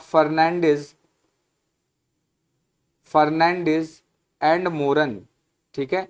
इसको ये बोला जाता है, या इसको हम F0 F1 पार्टिकल भी बोल सकते हैं, ये चीज आपको याद रखना है। सो यहाँ पर क्वेश्चन पूछ लिया जाता है कि जो F0 F1 पार्टिकल है या जो सब यूनिट ऑफ फर्नांडिस और मोरन है वो कहाँ पर प्रेजेंट होता है, तो आप लिखेंगे इसका आंसर होगा इनर मेम्ब्रेन पे, ठीक है। इनर मेम्ब्रेन ऑफ माइटोकॉन्ड्रिया पे प्रेजेंट होगा, ये चीज आपको इसके बारे में अच्छे से याद रखना है। और ये जो सब यूनिट ऑफ फर्नांडिस और मोरन है, इसका काम होता है इलेक्ट्रॉन ट्रांसपोर्ट सिस्टम का फॉर्मेशन करने में, और उसके अलावा एटीपी सिंथेसिस में ये बहुत इंपॉर्टेंट रोल प्ले करता है, ठीक है। ये चीज आपको अच्छे से इसके बारे में याद रखना है, ठीक है। नेक्स्ट, ये जो मैट्रिक्स आप देख रहे हो, ये मैट्रिक्स, इस मैट्रिक्स के अंदर डेंस ग्रेन्यूल राइबोसोम डीएनए के अलावा आपको यहाँ पे ऑलमोस्ट सारे एंजाइम्स मिल जाएंगे जो कि क्रेब्स साइकिल को करवाने में हेल्पफुल होते हैं, ठीक है। यानी क्रेब्स साइकिल को करवाने के लिए जो मैक्सिमम एंजाइम है वो आपको यहाँ पर मिल जाएंगे, लेकिन एक एंजाइम है जिसको हम बोलते हैं सक्सिनेट डीहाइड्रोजिनेज, वो आपको मैट्रिक्स में नहीं मिलता, वो इनर मेम्ब्रेन पे मिलता है, जिसको अभी हम थोड़ी देर में डिस्कस करेंगे, ठीक है। सो आई होप आपको ये जो सारा स्ट्रक्चर है अच्छे से समझ में आ गया होगा। अगर फिर भी कोई डाउट बन रहा है, कोई सजेशन है, तो आप कमेंट करके पूछ सकते हैं, ठीक है। तो चलिए फिर फटाफट इन पॉइंट्स को लिख लेते हैं, ठीक है। सो जनरली ये मैंने ऑलरेडी लिख लिया है कि ये कैसा होता है, डबल मेम्ब्रेनस स्ट्रक्चर होगा, एक होगा आउटर मेम्ब्रेन और एक होगा इनर मेम्ब्रेन, ठीक है। सो जो आउटर मेम्ब्रेन और इनर मेम्ब्रेन के बीच में जो स्पेस बनता है, ठीक है, तो हम क्या बात कर रहे हैं, space between outer membrane and inner membrane, outer membrane and inner membrane, ठीक है। इसको हम क्या बोलेंगे, इसको बोलेंगे, या तो इसको आउटर चैम्बर आप बोलिए, ठीक है, इसको क्या बोला जाएगा, आउटर चैम्बर, या इसको हम बोल सकते हैं इंटर इंटर मेम्ब्रेनस स्पेस, ठीक है, या इसको इंटर मेम्ब्रेन स्पेस बोल सकते हैं, इंटर मेम्ब्रेनस स्पेस बोल सकते हैं। ये चीज आपको याद रखना है, ठीक है, पहली चीज। दूसरी चीज कि ये जो आपका इंटर मेम्ब्रेनस स्पेस है या जो आउटर चैम्बर है, उसके अंदर क्या होता है, वाटरी फ्लूइड प्रेजेंट होता है, ठीक है। सो ध्यान रखना है कि ये जो आउटर चैम्बर है वो क्या होगा, फिल्ड विद वाटरी फ्लूइड से ये फिल्ड होता है। एंड इसका जो विड्थ होता है, विड्थ वो लगभग 40 एंगस्ट्रॉम से 70 एंगस्ट्रॉम तक का इसका विड्थ होता है। ये चीज आपको याद रखना है, यानी ये जो विड्थ है, ये वाली जो विड्थ, ये विड्थ कितनी होगी, 40 से 70 एंगस्ट्रॉम के बीच में होती है। तो ये चीज हमें इसके बारे में याद रखना है, ठीक है। नेक्स्ट, अब क्या होगा कि जो इनर मेम्ब्रेन ने अपने अंदर जो स्पेस बांध रखा है, जो स्पेस को बचा रखा है, उस स्पेस को हम क्या बोलते हैं, इनर मेम्ब्रेन स्पेस, या इसको इनर चैम्बर भी बोल सकते हैं, ठीक है। So the space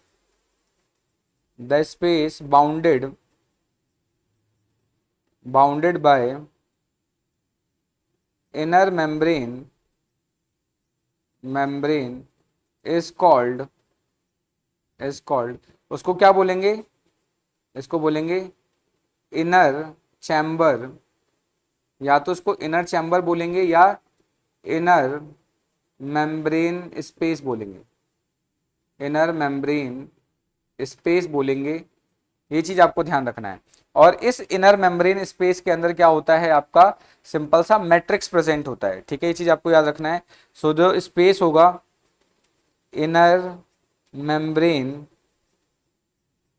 membrane space is filled with, ये जो इनर मेम्ब्रेन स्पेस है वो किससे फिल्ड होता है, फिल्ड विद मैट्रिक्स, ये मैट्रिक्स से फिल्ड होता है। और इस मैट्रिक्स के अंदर आप देखेंगे कि आपको क्या क्या चीजें देखने को मिल जाती हैं, इसके अंदर आपको डेंस ग्रेन्यूल्स देखने को मिल जाएंगे, ठीक है। डेंस ग्रेन्यूल के अलावा आपको यहाँ पर राइबोसोम्स देखने को मिल जाएंगे। अभी हमने बता ही दिया था कि इसके अंदर जो राइबोसोम होता है वो 55S का होता है। उसके अलावा आपको यहाँ पे माइटोकॉन्ड्रियल डीएनए देखने को मिल जाएगा, जो circular double standard naked DNA होता है, ये चीज आपको याद रखना है।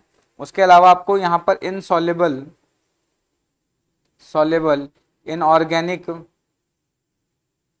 इनऑर्गेनिक सॉल्ट देखने को मिल जाएगा, जिसके अंदर मैग्नीशियम और कैल्शियम प्रेजेंट होते हैं, ठीक है। ये सारी चीजें आपको इसके बारे में याद रखना है।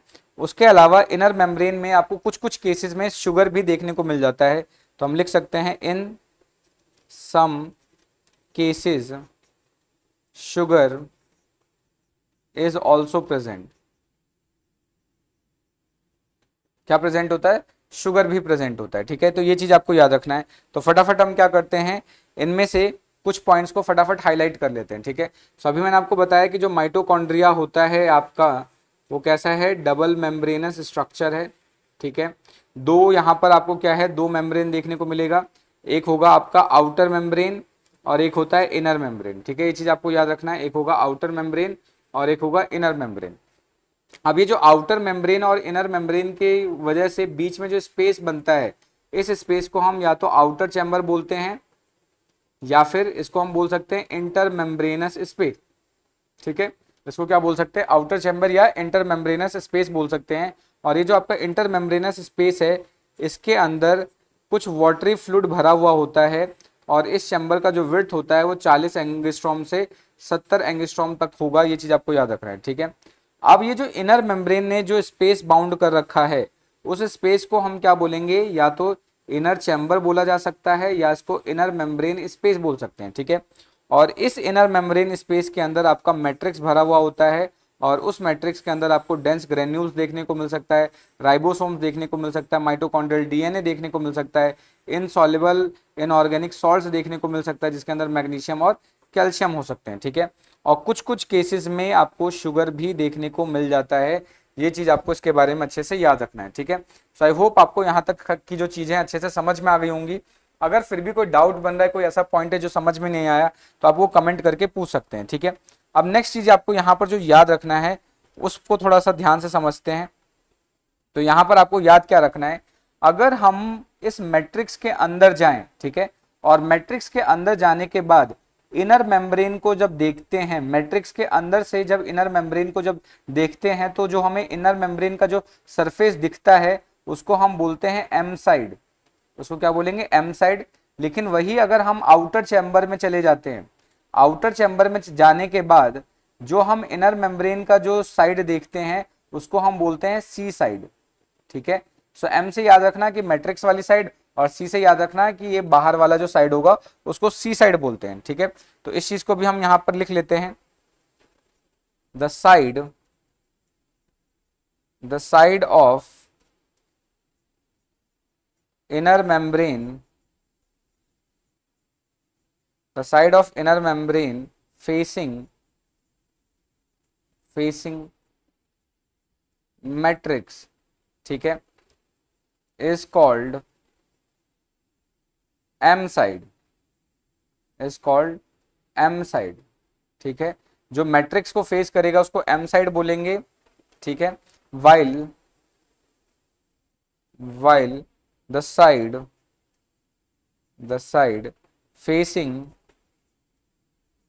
facing outer chamber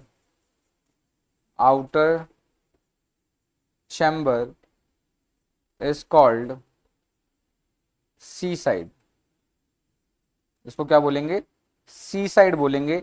ये चीज आपको इसके बारे में याद रखना है, ठीक है, बहुत इंपॉर्टेंट है, क्वेश्चन यहां से बन सकता है, तो प्लीज आप इसको अच्छे से याद रखेंगे, ठीक है। सो जो अगर मैट्रिक्स वाला पार्ट अगर फेस कर रहा है, फेसिंग मैट्रिक्स, तब तो उसको बोलेंगे एम साइड। लेकिन अगर सपोज करो आउटर चैम्बर को फेस कर रहा है, फेसिंग आउटर चैम्बर, तब उसको क्या नाम देंगे, सी साइड नाम देंगे। ये चीज आपको इसके बारे में अच्छे से याद रखना है, ठीक है। अगर फिर भी कोई डाउट है, कोई सजेशन है, तो आप कमेंट करके पूछ सकते हैं, ठीक है। अब एक चीज आपको याद रखना है कि यहाँ पर जो फिंगर लाइक ये जो प्रोजेक्शंस होते हैं, जो इनर मेम्ब्रेन में जो फिंगर लाइक प्रोजेक्शंस हैं, इनको क्रिस्टी बोलते हैं, ठीक है। तो ये चीज आपको याद रखना है, तो मैं इसको फिर भी मेंशन कर देता हूँ, अदरवाइज बच्चे बहुत सारे कंप्लेन करते हैं कि आपने मेंशन नहीं किया था, तो कर लेते हैं इसको। तो यहाँ पर क्या होगा कि जो इनर मेम्ब्रेन है वो एक फिंगर लाइक फोल्ड्स में कन्वर्ट हो जाता है, और ये जो फिंगर लाइक फोल्ड्स में जब कन्वर्ट होता है तो इसी को हम क्या बोलते हैं, सिंपल सा क्रिस्टी बोलते हैं, ठीक है। तो ये चीज आपको याद रखना है। सो इनर membrane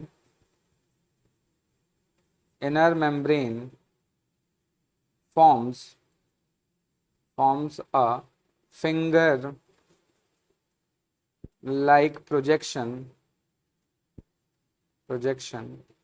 called, उसको क्या बोलेंगे, उसको सिंपल सा बोलेंगे आप क्रिस्टी, इसको क्रिस्टी बोला जाता है। ये चीज हमें इसके बारे में बहुत अच्छे से याद रखनी है, ठीक है। अगर फिर भी कोई डाउट है, कोई सजेशन है, तो आप कमेंट करके पूछ सकते हैं। अब ये जो आपका इनर मेम्ब्रेन है, इनर मेम्ब्रेन बहुत ही ज्यादा इंपॉर्टेंट हो जाता है, क्यों, क्योंकि आप देखेंगे कि जो इनर मेम्ब्रेन है या जो आउटर मेम्ब्रेन है उसके ऊपर बहुत सारे स्मॉल पार्टिकल्स का डिपोजिशंस होता है, ठीक है। सो हम देखेंगे, सो according to earlier descriptions,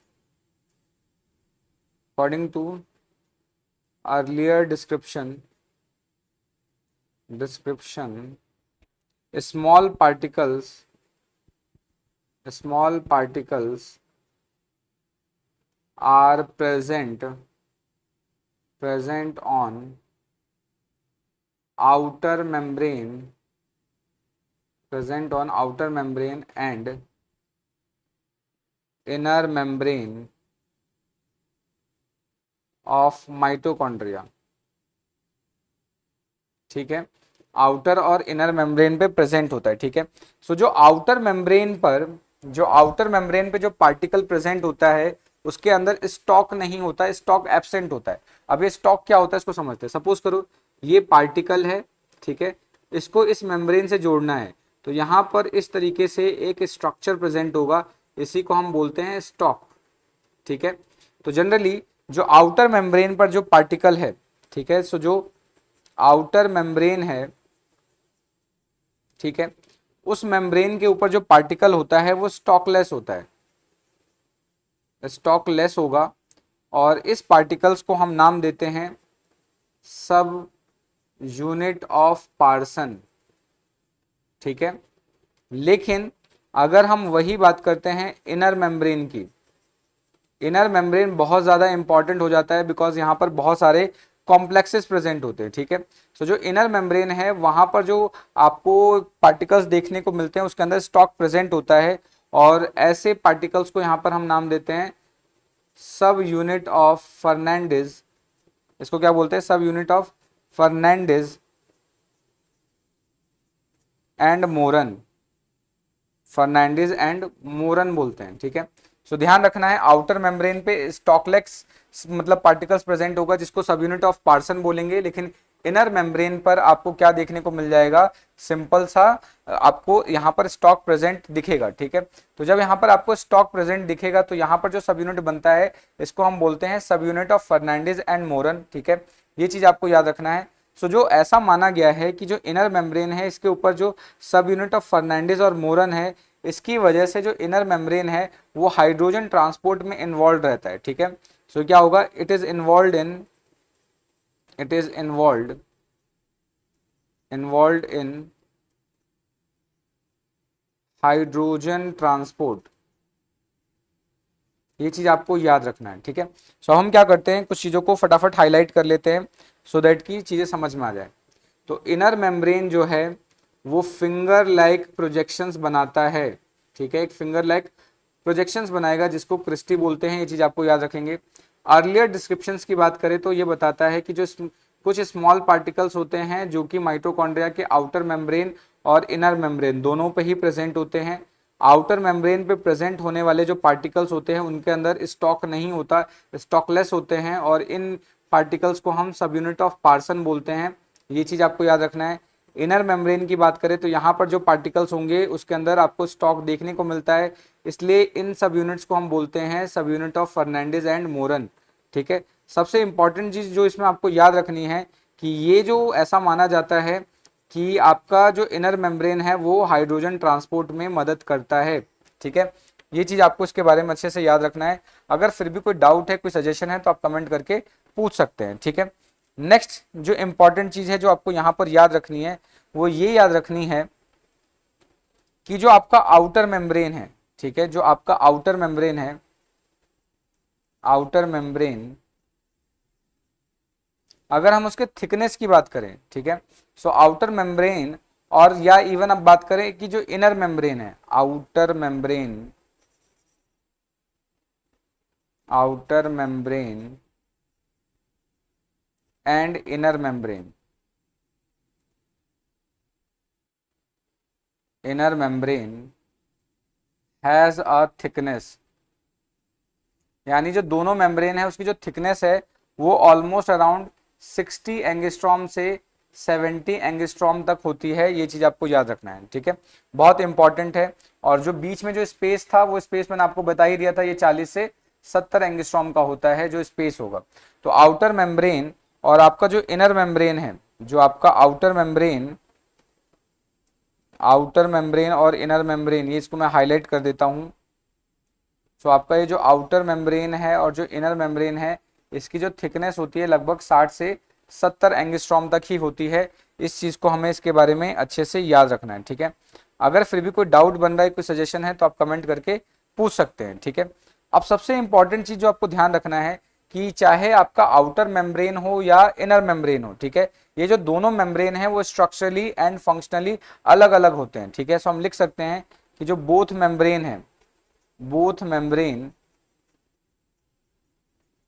membrane are structurally and functionally different, यानी जो दोनों मेम्ब्रेन है वो स्ट्रक्चरली और फंक्शनली डिफरेंट होते हैं, ठीक है। ऐसा क्या डिफरेंस होता है उसको समझ लेते हैं।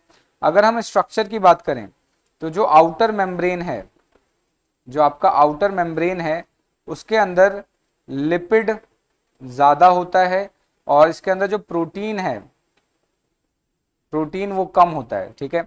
लेकिन अगर वही मैं इनर मेम्ब्रेन की बात करूं, ठीक है, सो इनर मेम्ब्रेन के अंदर आप देखेंगे कि यहाँ पर प्रोटीन कंटेंट ज़्यादा होता है बट यहाँ पर जो लिपिड कंटेंट है वो कम होगा, ठीक है। ये चीज़ आपको याद रखना है।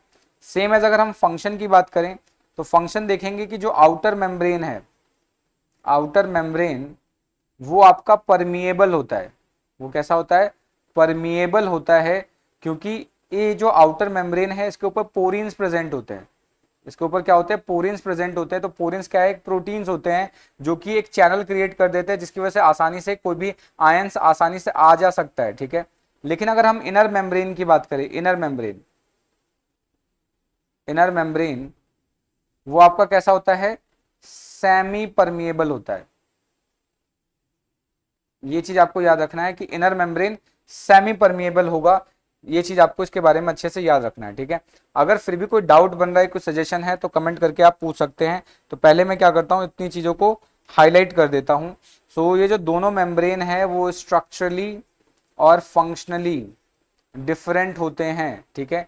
क्यों डिफरेंट होता है उसका रीजन आपको पता चल गया कि जो आउटर मेम्ब्रेन है वो परमिएबल होता है, इनर मेम्ब्रेन सेमी परमिएबल होगा, ठीक है। सो ये चीज आपको याद रखना है। तो इसके बाद हम आगे बढ़ते हैं, ठीक है। क्रिस्टी के बारे में ना ऑलरेडी डिस्कस कर ही लिया है, ठीक है। नेक्स्ट यहां पर क्या होगा, जो इनर मेम्ब्रेन है, इनर मेम्ब्रेन के ऊपर इलेक्ट्रॉन ट्रांसपोर्ट और एटीपी सिंथेसिस करने के लिए, या आप बोल सकते हो क्रेब्स साइकिल के लिए, ऑलमोस्ट सारे एंजाइम्स प्रेजेंट होंगे। ये सारी चीजें हमें अच्छे से याद रखना है, ठीक है। तो चलिए फिर अब आगे बात कर लेते हैं, आगे बात करते हैं इसके केमिकल कॉम्पोजिशन के बारे में, ठीक है। सो केमिकल कॉम्पोजिशन का मतलब कि ये जो आपका माइटोकॉन्ड्रिया है उसके जो मेम्ब्रेन्स है उसके अंदर आपको कौन कौन से केमिकल देखने को मिल जाते हैं, ठीक है। तो सबसे पहले हम बात कर लेते हैं लिपिड कंटेंट की। सबसे पहले हम बात करते हैं लिपिड कंटेंट की। तो अभी मैंने आपको बताया था कि जो आउटर मेम्ब्रेन है, आउटर मेम्ब्रेन है, ठीक है, उसके अंदर जो लिपिड है उसका अमाउंट जो इनर मेम्ब्रेन है, इनर मेम्ब्रेन उसके अंदर जो लिपिड का अमाउंट है उससे ज्यादा होता है। इस चीज को हमें याद रखना है, ठीक है। तो यहां पर याद रखना है कि ओवरऑल जो आउटर मेम्ब्रेन है उसके अंदर लिपिड का जो क्वांटिटी है वो इनर मेम्ब्रेन के लिपिड के क्वांटिटी से ज्यादा होता है, ठीक है। ये चीज आपको याद रखना है। प्लस आउटर मेम्ब्रेन में आपको पोरिन प्रोटीन्स देखने को मिल जाते हैं जो कि एक चैनल, एक रास्ता क्रिएट करते हैं, जिसकी वजह से जो आउटर मेम्ब्रेन है परमिएबल हो जाता है, ठीक है। लेकिन यहाँ पर जो आपको याद रखना है, जहां से क्वेश्चन बनता है, ठीक है, तो जनरली क्या होते हैं, कुछ ऐसे फॉस्फोलिपिड्स होते हैं जो आउटर मेम्ब्रेन में ज्यादा होते हैं और कुछ ऐसे फॉस्फोलिपिड होते हैं जो आपके इनर मेम्ब्रेन में ज्यादा होते हैं, ठीक है। सो मैं यहां पर लिख रहा हूं, अगर बात करूं मैं फॉस्फोटाइडल इनोसिटॉल की,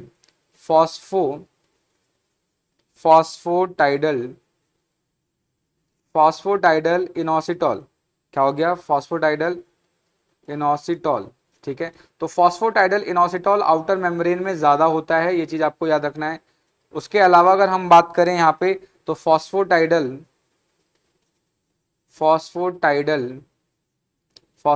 कॉलिन, फॉस्फोटाइडल क्या हो जाएगा आपका? कॉलिन हो जाएगा। तो let me write it, phosphatidyl choline. तो आउटर मेम्ब्रेन में फॉस्फोटाइडल इनोसिटॉल और फॉस्फोटाइडल कॉलिन का जो अमाउंट होता है वो ज्यादा होता है, ठीक है। लेकिन अगर हम बात करें यहां पर इनर मेम्ब्रेन में, ठीक है, सो इनर मेम्ब्रेन के अंदर, इनर मेम्ब्रेन के अंदर जो फॉस्फोटाइडल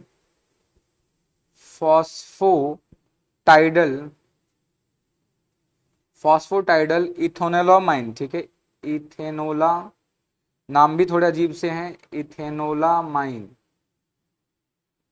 ठीक है। तो फॉस्फोटाइडल इथेनोलामाइन क्या होता है, इसका अमाउंट ज्यादा होता है। उसके अलावा बात करें तो इनर मेम्ब्रेन में कार्डियोलिपिन का अमाउंट ज्यादा होता है, ये ध्यान रखना है इनर मेम्ब्रेन के अंदर। अब ये जो कार्डियोलिपिन है, कार्डियोलिपिन की वजह से ये आयंस के प्रति जो इनर मेम्ब्रेन को इम्परमिएबल बनाता है, ठीक है। तो ये याद रखना है, बिकॉज ऑफ द कार्डियोलिपिन ये क्या होगा, बिकम जो इनर मेम्ब्रेन है, इनर मेम्ब्रेन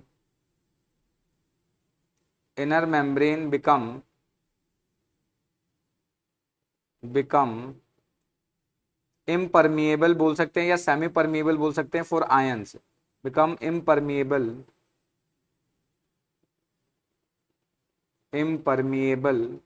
फॉर आयंस, ठीक है। सो ये चीज हमें याद रखना है। और ये जो कार्डियोलिपिन है, ठीक है, कार्डियोलिपिन के ऊपर ऑलरेडी क्वेश्चन पूछा जा चुका है, तो हम इसको इग्नोर नहीं कर सकते, ठीक है। सो कार्डियोलिपिन में बेसिकली क्या क्वेश्चन पूछा जा गया है कि मतलब कि ऐसा कौन सा इसमें से मतलब लिपिड है जो ज्यादा आपको इनर मेम्ब्रेन के अंदर देखने को मिलता है, ठीक है। और इनर मेम्ब्रेन में ज्यादा होता है, उसके अलावा क्या है कि ये उस मेम्ब्रेन को सिंपल सा इम्परमिएबल बना देता है। ये क्वेश्चन पूछा गया है, तो हमें इस चीज को इसके बारे में अच्छे से याद रखना है। तो इसका नाम हो जाएगा कार्डियोलिपिन, ठीक है। इसका नाम क्या हो जाएगा? कार्डियोलिपिन। तो इसको हम अच्छे से याद रखेंगे, ठीक है। अगर यहां तक कोई डाउट बन रहा है, कोई सजेशन है, तो आप कमेंट करके पूछ सकते हैं, ठीक है। और एक लास्ट में आई थिंक शुरुआत में मैंने आपको बता दिया था कि एक डाई होता है जिसको हम जॉनस ग्रीन बी बोलते हैं, ठीक है। ये जो आपका जॉनस ग्रीन बी है, इसका हम बेसिकली यूज करते हैं माइटोकॉन्ड्रिया को विजुअलाइज करने के लिए, ठीक है। लिविंग सेल के अंदर जो वाइटल्स हैं या जो लिविंग सेल है उसके अंदर उसको विजुअलाइज करने के लिए हम इसका यूज करते हैं। तो ये चीज आपको इसके बारे में अच्छे से याद रखना है, ठीक है। अगर कोई डाउट है, यहाँ तक कोई सजेशन है, तो आप कमेंट करके पूछ सकते हैं, ठीक है। एक चीज और मैं यहाँ पर मेंशन कर दूं, जब हम यहाँ पे केमिकल कॉम्पोजिशन पढ़ ही रहे हैं, तो जनरली क्या होता है, अभी हमने पढ़ा था कि जो मैट्रिक्स होता है, ठीक है, मैट्रिक्स के अंदर यहाँ पे मैं इसको मेंशन कर देता हूं कि जो आपका मैट्रिक्स है, ठीक है, मैट्रिक्स के अंदर ऑलमोस्ट आपको सारे एंजाइम्स अवेलेबल हो जाएंगे जो कि किसके लिए रिस्पॉन्सिबल होते हैं, सिंपल सा क्रेब्स साइकिल के लिए, ठीक है। तो मैट्रिक्स के अंदर क्या है, क्रेब्स साइकिल के लिए, ठीक है, ऑल एंजाइम्स प्रेजेंट होंगे, ऑल एंजाइम्स प्रेजेंट होते हैं, ऑल एंजाइम प्रेजेंट होंगे एक्सेप्ट सक्सिनेट डीहाइड्रोजिनेज, ठीक है। एक्सेप्ट कौन सा एंजाइम होगा, सक्सिनेट डीहाइड्रोजिनेज। तो मैं इसको लिख देता हूं यहां पे, सक्सिनेट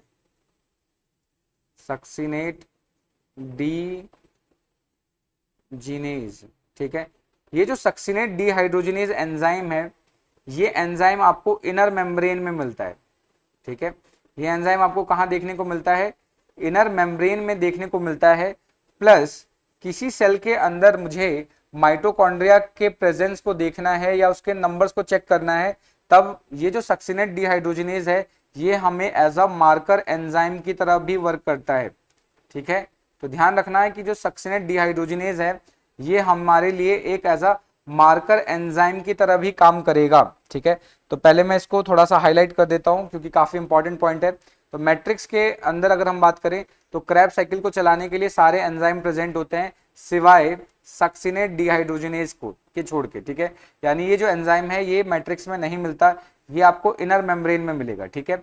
और ये जो एंजाइम है बहुत स्पेशल एंजाइम है, इसलिए इसको हम मार्कर एंजाइम बोलते हैं। और ये जो एंजाइम है बेसिकली पार्टिसिपेट करता है, या अगर किसी सेल के अंदर मुझे सिंपल सा अगर हम बात करें माइटोकॉन्ड्रिया को चेक करना है, तो चेक करने के लिए ये रिस्पॉन्सिबल होता है। तो ये चीज आपको इसके बारे में याद रखना है, ठीक है। तो एक तो मार्कर एंजाइम आपका सक्सिनेट डीहाइड्रोजिनेज हो गया, ठीक है। तो और ये जो सक्सिनेट डीहाइड्रोजिनेज है, ये आपको कहाँ मिल रहा है, ये एंजाइम आपको मिल रहा है इनर मेम्ब्रेन में, ठीक है। उसके अलावा एक मार्कर एंजाइम और आपको यहां पर देखने को मिल जाता है, उसको भी मैं यहां पर मेंशन कर देता हूं, और वो एंजाइम है यहां पर सिट्रेट सिंथेज।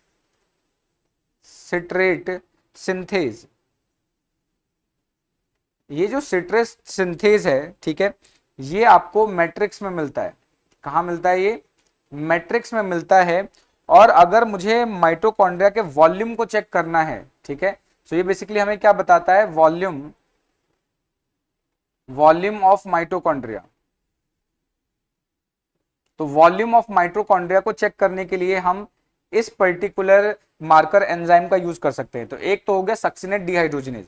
अगर सपोज करो मोस्ट कॉमन पूछा जाए या जनरल पूछा जाए तो हम सक्सिनेट डीहाइड्रोजिनेज एंजाइम का यूज करते हैं। उसके अलावा अगर हम बात करें तो हमारे पास सिट्रेस सिंथेज भी हो सकता है। उसके अलावा अगर हम बात करें तो एक एंजाइम और होता है जिसको हम बोल सकते हैं मोनोअमाइन ऑक्सीडेज,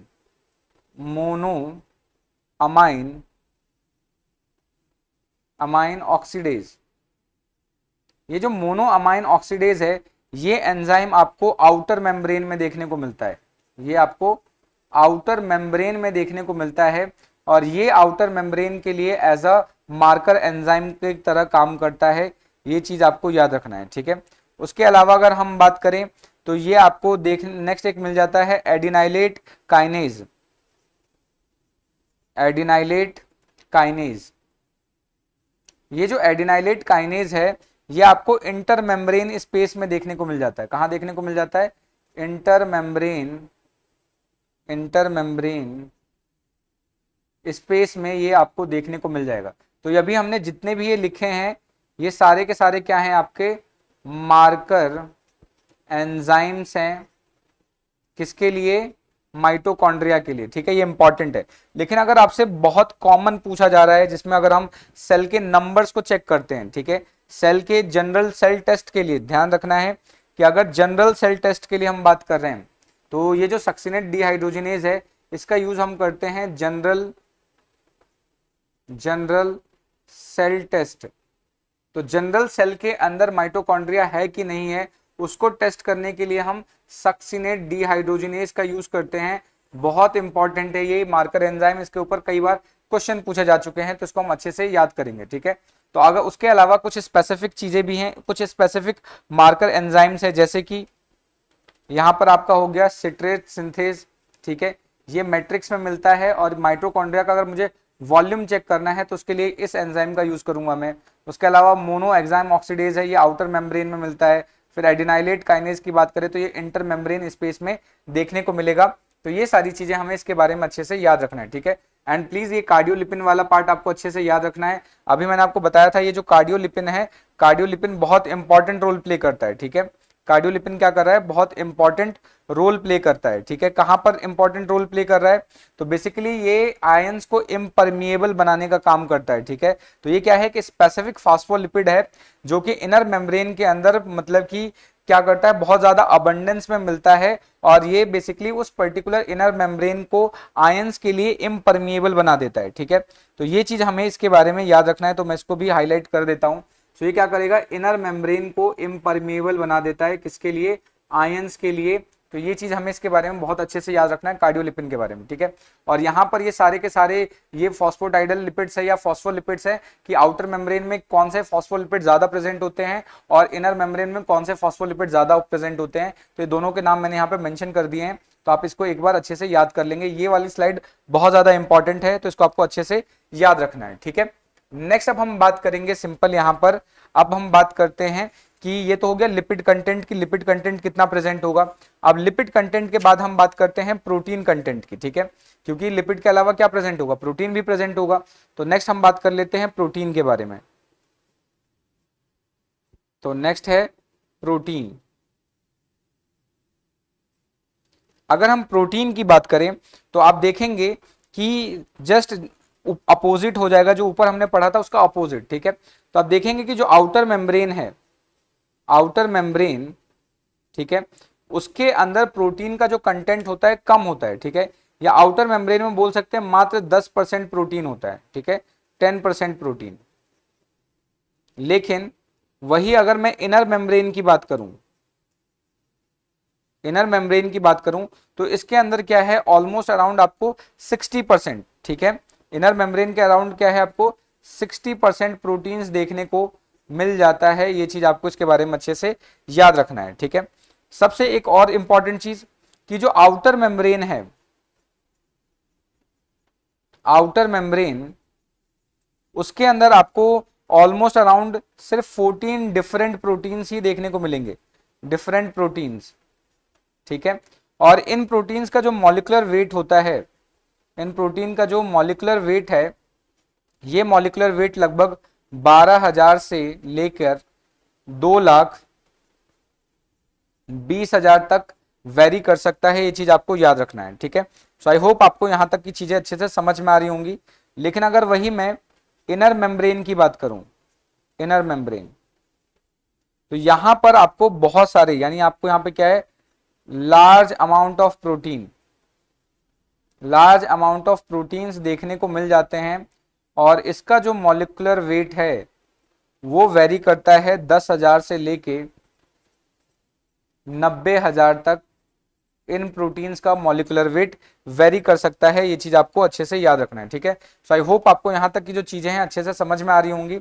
अगर फिर भी कोई डाउट है, कोई ऐसा पॉइंट है जो समझ में नहीं आया, तो आप कमेंट करके पूछ सकते हैं। ठीक है, नेक्स्ट अब हम बात करते हैं कि यहां पर सबसे इंपॉर्टेंट चीज क्या है कि जो आपका इनर मेम्ब्रेन है, ठीक है, जो आपका इनर मेम्ब्रेन है,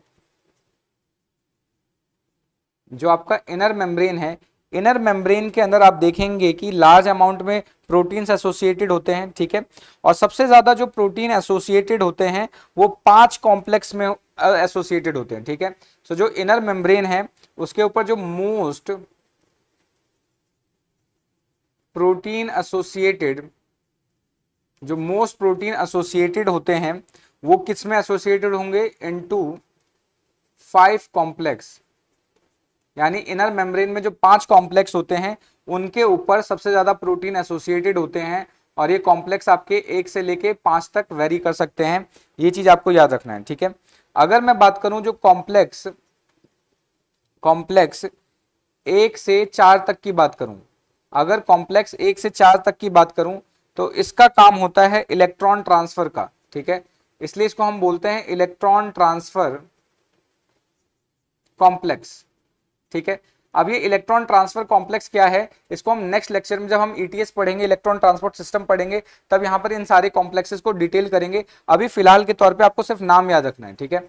नेक्स्ट अगर हम बात करते हैं कॉम्प्लेक्स 5 की, तो कॉम्प्लेक्स 5 का काम होता है एटीपी सिंथेसाइज करने का, तो इसको हम एटीपी सिंथेसाइजिंग कॉम्प्लेक्स बोल सकते हैं,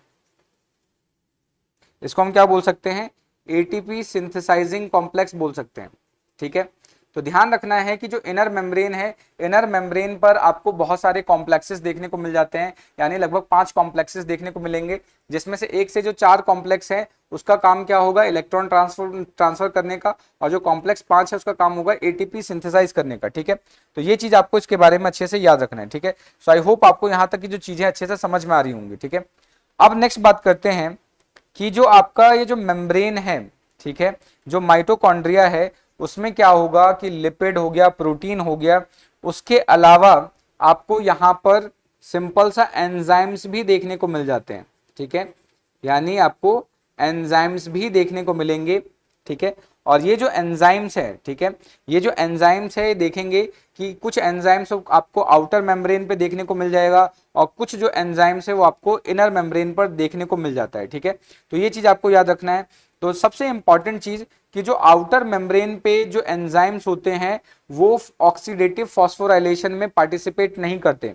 ये जो आउटर मेम्ब्रेन है यहां पर जो एंजाइम्स होंगे वो ऑक्सीडेटिव फॉस्फोराइलेशन में पार्टिसिपेट नहीं करेंगे, तो हम लिख सकते हैं not closely associated with oxidative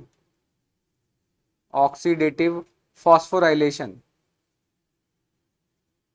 oxidative phosphorylation का मतलब क्या है, एटीपी फॉर्मेशन में इनका ज्यादा रोल नहीं होता, ठीक है।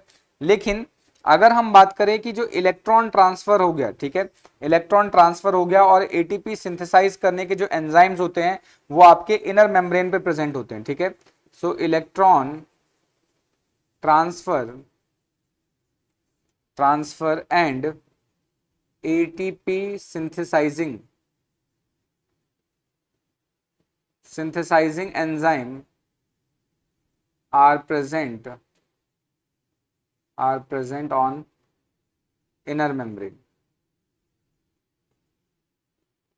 तो ध्यान रखना है कि आउटर और इनर मेम्ब्रेन के ऊपर आपको बहुत सारे एंजाइम्स देखने को मिलते हैं, लेकिन इन एंजाइम्स के अलग अलग काम होते हैं, ठीक है। जैसे कि आउटर मेम्ब्रेन के ऊपर जो एंजाइम्स आपको देखने को मिलते हैं वो ऑक्सीडेटिव फॉस्फोराइलेशन में ज्यादा पार्टिसिपेट या उनका पार्टिसिपेशन नहीं होता, लेकिन वही अगर इनर मेम्ब्रेन के ऊपर जो एंजाइम्स देखने को मिलते हैं उनका काम क्या होता है, इलेक्ट्रॉन ट्रांसपोर्ट और एटीपी सिंथेसाइज करने में हेल्प करते हैं। ये चीज आपको याद रखना है, ठीक है। अब हम बात करेंगे कि यहाँ पर कौन कौन से एंजाइम्स आपको देखने को मिल जाते हैं, ठीक है। तो अगर मैं आउटर मेम्ब्रेन की बात करूं तो यहाँ पर आपको मोनो एक्साइम ऑक्सीडेज देखने को मिल जाएगा, ठीक है। अब ये जो मोनो एक्साइम ऑक्सीडेज है ये आउटर मेम्ब्रेन के लिए एज अ मार्कर एंजाइम की तरह वर्क करता है। ये किसकी तरफ वर्क करता है, मार्कर एंजाइम की तरफ वर्क करेगा, ये नाम याद रखना, ये मैंने पीछे ऑलरेडी मेंशन कर ही दिया है। उसके अलावा NADH साइटोक्रोम रिडक्टेज हो गया। नेक्स्ट बात करें तो ग्लिसरोफॉस्फेट एसाइल ट्रांसफरेज हो जाएगा। नेक्स्ट बात करें तो हेक्सोकाइनेज 2 हो गया, फिर आपका कॉलिन फॉस्फोट्रांसफरेज हो गया, फिर एसिटाइल को एंजाइम ए सिंथेटेज हो गया। ये सारे एंजाइम्स आपको आउटर मेम्ब्रेन पे देखने को मिल जाएंगे, ठीक है। लेकिन अगर इनर मेम्ब्रेन की बात करें तो आपको यहाँ पर एटीपेज देखने को मिल जाएगा, फिर कार्निटीन एसिटाइल ट्रांसफरेज हो गया, स्टेरॉइड 11 बी हाइड्रोक्सिलेज हो गया। लेकिन यहाँ पर जो सबसे इंपॉर्टेंट है ये है आपका सक्सिनेट डीहाइड्रोजिनेज। ये बेसिकली क्रेब्स साइकिल के लिए रिस्पॉन्सिबल होता है, लेकिन ये माइटो बेसिकली क्रेब्स साइकिल के लिए रिस्पॉन्सिबल होगा, लेकिन ये मैट्रिक्स में नहीं मिलता, ये इनर मेम्ब्रेन में मिलेगा। और बेसिकली अगर हम किसी भी सेल के अंदर जनरल टेस्ट करना चाहते हैं कि माइटोकॉन्ड्रिया वहां पर है कि नहीं है, तो उस कंडीशन में ये हमारे लिए मार्कर एंजाइम की तरह काम करेगा, ये इंपॉर्टेंट है। और यूजुअली अगर सपोज करो कि मोनो एग्जाइम और आपको ये सक्सिनेट डीहाइड्रोजिनेज दोनों दे रखा हो, और अगर ऑप्शन किसी एक को ही चूज करना है हमें, तो हम सक्सिनेट डीहाइड्रोजिनेज को चूज करेंगे, बिकॉज ये क्या है, जनरल टेस्ट के लिए यूज किया जाता है। लेकिन अगर स्पेशली बोला जाता है कि आउटर मेम्ब्रेन को टेस्ट करना है, तब हम मोनो एग्जाइम ऑक्सीडेज का यूज करेंगे। ये चीज आपको इसके बारे में अच्छे से याद रखना है, ठीक है। सो आई होप आपको यहाँ तक की जो चीजें अच्छे से समझ में आ रही होंगी। अगर फिर भी कोई डाउट बन रहा है, कोई सजेशन है, तो आप कमेंट करके पूछ सकते हैं, ठीक है। तो अब क्या हो गया, एंजाइम हो गया। एंजाइम के अलावा अगर हम बात करें यहां पर, तो नेक्स्ट एक और चीज आपको देखने को मिल जाती है जिसको हम सियालिक एसिड बोलते हैं, ठीक है। नेक्स्ट एक और चीज आपको क्या देखने को मिल जाएगी, सियालिक एसिड, यानी मेम्ब्रेन में आपको सियालिक एसिड भी देखने को मिल जाता है। और ये जो सियालिक एसिड है, इनका जो मेजर रोल है वो बेसिकली ग्लाइकोप्रोटीन और ग्लाइकोलिपिड्स के फॉर्मेशन में हेल्प करना होता है, ठीक है। सो क्या करता है ये, helps in formation of glycolipid and glycoprotein, glycolipid और ग्लाइकोप्रोटीन बनाने में हेल्प करता है, ठीक है। नेक्स्ट एक इंपॉर्टेंट चीज जो आपको याद रखनी है कि जो आउटर मेम्ब्रेन है, आउटर मेम्ब्रेन में सियालिक एसिड इनर मेम्ब्रेन के कंपैरिजन में 4 से 5 गुना ज्यादा होता है, ठीक है। सो हम लिख सकते हैं कि sialic acid is outer membrane में क्या होगा, outer membrane, outer membrane, membrane has 4 to 5 times more sialic acid than inner membrane, ठीक है। तो ये चीज हमें याद रखना है कि आउटर मेम्ब्रेन में सियालिक एसिड ज्यादा होता है, इनर मेम्ब्रेन में कम होता है, ये चीज आपको याद रखना है, ठीक है। नेक्स्ट अब हम बात करते हैं माइटोकॉन्ड्रियल पार्टिकल्स के बारे में, ठीक है।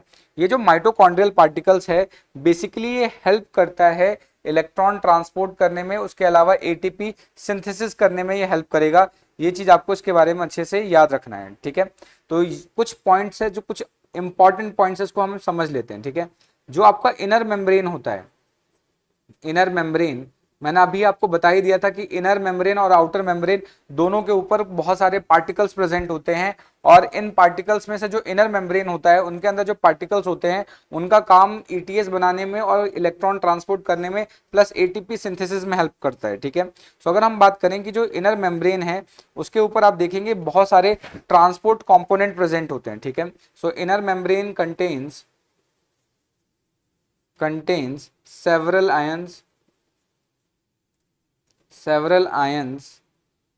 ion transport,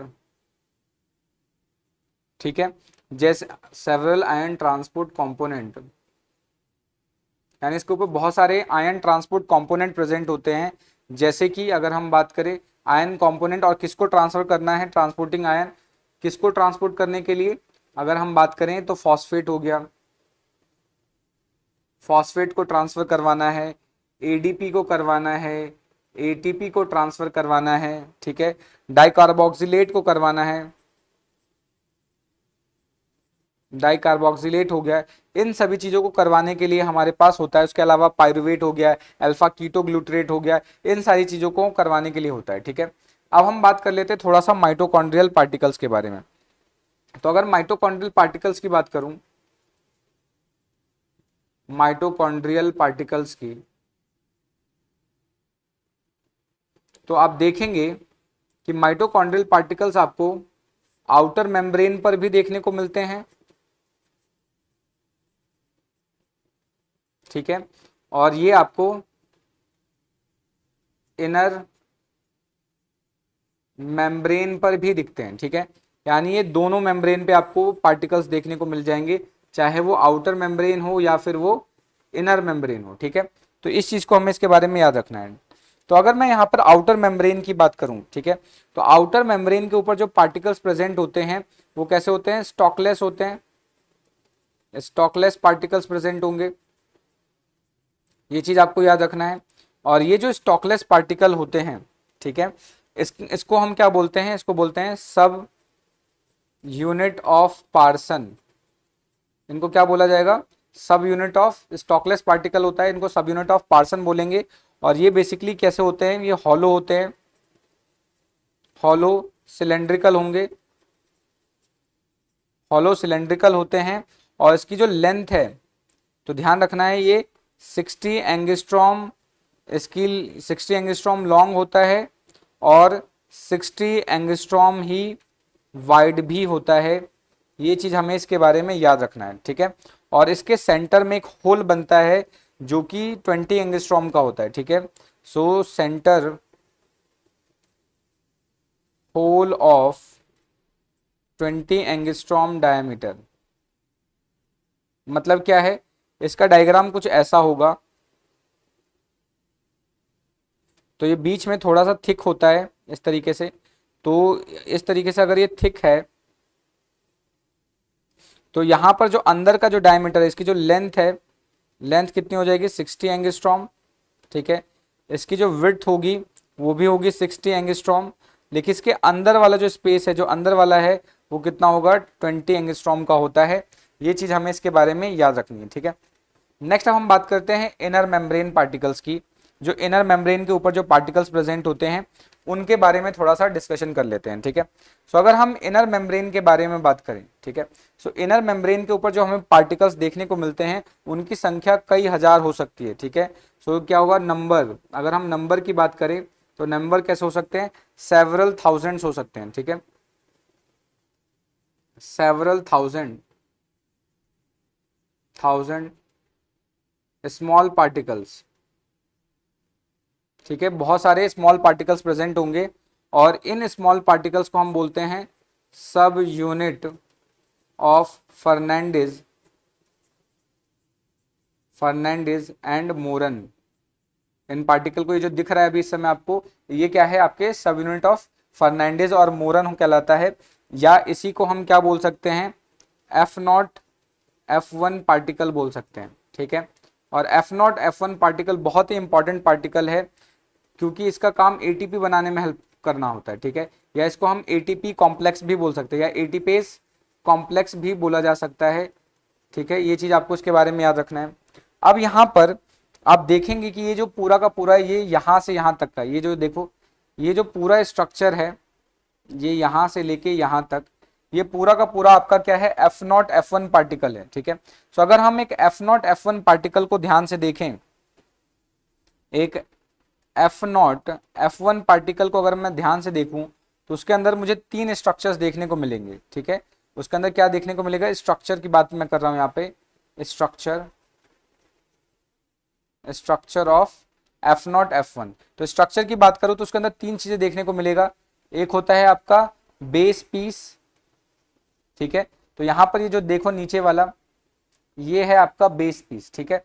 तो बेस पीस को बेसिकली आपका क्या होता है, इसको हम बोलते हैं F0, यानी जो बेस है, ये ध्यान रखना है, ये कहां पे प्रेजेंट होगा, इनर मेम्ब्रेन पे प्रेजेंट होगा। ये आपका इनर मेम्ब्रेन है, ठीक है।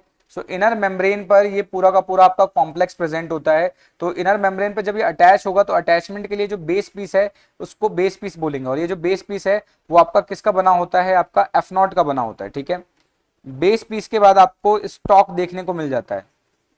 ये जो लंबा सा आप देख रहे हो ये वाला पार्ट, ये आपका स्टॉक है, ठीक है। और स्टॉक को बनाने के लिए यहाँ पे F5 F6 पार्टिकल्स की जरूरत पड़ती है, ठीक है। F5 F6 हो गया। और जो लास्ट वाला होता है वो आपका हेड पीस कहलाता है, हेड पीस कहलाएगा। ये जो पार्ट है आपका, ये वाला पार्ट, इसको हेड पीस बोलते हैं। और ये जो हेड पीस है वो F1 का बना हुआ होता है, F1 पार्टिकल होता है। ये चीज आपको याद रखना है, ठीक है। तो ये सारी चीजें हमें इसके बारे में याद रखनी है। इवन पहला ऐसा माना जाता था कि जो आपका, अभी मैंने बताया था कि टोटल अगर हम इनर मेम्ब्रेन पे बात करें तो टोटल 5 कॉम्प्लेक्स प्रेजेंट होता है, कॉम्प्लेक्स 1, कॉम्प्लेक्स 2, कॉम्प्लेक्स 3, कॉम्प्लेक्स 4, इस तरीके से, ठीक है। सो ऐसा माना जाता है कि जो बेस पीस है, बेस पीस के ऊपर पहले ऐसा माना जाता था कि बेस पीस के ऊपर आपका कॉम्प्लेक्स कॉम्प्लेक्स 1 और 2 प्रेजेंट होता है। स्टॉक के ऊपर जो कॉम्प्लेक्स है, स्टॉक के ऊपर कॉम्प्लेक्स 3 प्रेजेंट होता है, और जो आपका F1 हेड पीस है इसके ऊपर आपका कॉम्प्लेक्स 4 प्रेजेंट होता है, क्योंकि ये इलेक्ट्रॉन ट्रांसपोर्ट में हेल्प कर रहा है, ठीक है। तो ये चीज ऐसा पहले माना जाता था, ठीक है, ये मॉडर्न व्यू नहीं है, ये चीज हमें इसके बारे में याद रखना है। अब ये जितने भी अगर हम बात करें इनर मेम्ब्रेन पे, यहाँ पर इस तरीके से यहाँ पर ये सारे पार्टिकल्स यहाँ पर इनर मेम्ब्रेन पे प्रेजेंट होंगे। जो F0 F1 पार्टिकल है इस तरीके से यहाँ पर इनर मेम्ब्रेन पे प्रेजेंट होते हैं, और यहीं पर ये एटीपी सिंथेसिस में हेल्प करते हैं। कैसे करेंगे उसको हम नेक्स्ट लेक्चर में डिस्कस करेंगे, अदरवाइज ये लेक्चर बहुत ज्यादा लंबा हो जाएगा। तो अभी फिलहाल हम ये समझते हैं कि जो पार्टिकल्स है इसके ऊपर प्रेजेंट होंगे, ठीक है। अब ये इसके ऊपर प्रेजेंट है, तो अब यहाँ पर ये किस तरीके से किस इंटरवल में अरेंज है, तो ध्यान दो यहाँ पर ये कि इंटरवल में अरेंज्ड है। तो हम देखते हैं कि जितने भी पार्टिकल्स हैं इनके बीच की जो दूरी होती है वो 100 एंगस्ट्रॉम की होती है, ठीक है। सो यहाँ पर जितने भी पार्टिकल्स हैं, ठीक है, जो पार्टिकल्स हैं यहाँ पे, particles are arranged about 100 angstrom interval, यानी यहां पर जो पार्टिकल है वो 100 एंगस्ट्रॉम इंटरवल से ये मतलब कि 100 एंगस्ट्रॉम के इंटरवल पे अरेंज होते हैं, ये चीज आपको याद रखना है, ठीक है। अब ये जो आपका हेड पीस है, ये वाला जो हेड पीस है, अगर हम इसके डायमीटर की बात करें तो इसके हेड पीस का जो डायमीटर होता है वो ऑलमोस्ट अराउंड 70 टू 100 एंगस्ट्रॉम होता है। ये चीज आपको याद रखना है, तो मैं इसको मेंशन नहीं कर रहा, बस ये आपको याद रखना है कि ये 100 एंगस्ट्रॉम का होता है। स्टॉक की बात करें तो इसकी जो लेंथ होती है वो ऑलमोस्ट अराउंड 50 एंगस्ट्रॉम की होगी, ये चीज आपको याद रखना है, ठीक है। सो ये सारी चीजें हमें अच्छे से याद रखना है। मैंने आपको बता ही दिया कि अर्ली अगर हम बात करें, अर्लियर हम ऐसा मानते थे बेस पीस के ऊपर कॉम्प्लेक्स 1 और 2 प्रेजेंट है, स्टॉक पे कॉम्प्लेक्स 3 और हेड पीस पे कॉम्प्लेक्स 4 प्रेजेंट होता था, ठीक है। ये अर्लियर व्यू है, लेकिन न्यू व्यू के अकॉर्डिंग यहाँ पे कुछ बदलाव आए हैं, उसको अभी हम थोड़ी देर में समझेंगे, लेकिन उससे पहले हम यहाँ पर थोड़ी सी चीजों को हाईलाइट कर लेते हैं। तो सबसे पहले हमने बात किया था सियालिक एसिड। तो मैंने आपको बताया था कि जो आउटर मेम्ब्रेन है, ठीक है, आउटर मेम्ब्रेन के अंदर लगभग 4 से 5 गुना ज्यादा सियालिक एसिड प्रेजेंट होता है इनर मेम्ब्रेन के कंपैरिजन में। यानी इनर मेम्ब्रेन के से अगर कंपेयर करें तो आउटर मेम्ब्रेन में 4 से 5 गुना ज्यादा टाइम सियालिक एसिड प्रेजेंट होता है, और सियालिक एसिड का काम होता है ग्लाइकोलिपिड और ग्लाइकोप्रोटीन्स बनाने में हेल्प करना, ठीक है। ये चीज आपको याद रखना है। नेक्स्ट, इनर मेम्ब्रेन के ऊपर आप देखेंगे कि बहुत सारे आयन ट्रांसपोर्ट कंपोनेंट्स प्रेजेंट होते हैं, जो कि फॉस्फेट, एडीपी, एटीपी, डाइकार्बोक्सिलेट, अल्फा कीटोग्लूटेट, इन सबको ट्रांसपोर्ट करने में हेल्प करते हैं, ठीक है। उसके बाद हमने स्टार्ट किया माइटोकॉन्ड्रियल पार्टिकल्स। तो मैंने बताया चाहे आउटर मेम्ब्रेन हो या इनर मेम्ब्रेन हो, दोनों मेम्ब्रेन्स के ऊपर पार्टिकल्स प्रेजेंट होते हैं। आउटर मेम्ब्रेन वाला जो पार्टिकल होता है वो आपका स्टॉकलेस होता है, यानी उसमें इस तरीके का स्टॉक नहीं प्रेजेंट होता, ठीक है। और इस मेम्ब्रेन को हम बोलते हैं सब यूनिट ऑफ पार्सन, ठीक है। और ये बेसिकली आपका हॉलो सिलेंड्रिकल स्ट्रक्चर होगा, जो कि 60 एंगस्ट्रॉम लंबा और 60 एंगस्ट्रॉम चौड़ा होता है, और बीच में इसके 20 एंगस्ट्रॉम का डायमीटर प्रेजेंट होता है, ठीक है। लेकिन इनर मेम्ब्रेन की बात करें तो इनर मेम्ब्रेन के ऊपर बहुत सारे लगभग several thousand small particles present होते हैं, जिसको हम सब यूनिट ऑफ फर्नांडिस या मूरन बोलते हैं, या फिर इसको हम F0 F1 पार्टिकल भी बोल सकते हैं, या इसको एटीपेज कॉम्प्लेक्स भी बोला जा सकता है। ये चीज आपको याद रखना है। अभी जो F0 F1 पार्टिकल है वो 3 चीजों से मिलकर बनता है। एक हो गया उसका बेस पीस, ठीक है, जिसको हम F0 बोलते हैं, एक होगा स्टॉक जो कि F5 F6 से बनेगा, और एक होता है हेड पीस जिसको हम F1 बोलते हैं, ठीक है। और यहाँ पर इनर मेम्ब्रेन पे ये जो सारे F0 F1 पार्टिकल हैं वो ऑलमोस्ट 100 एंगस्ट्रॉम के इंटरवल पे प्रेजेंट होते हैं।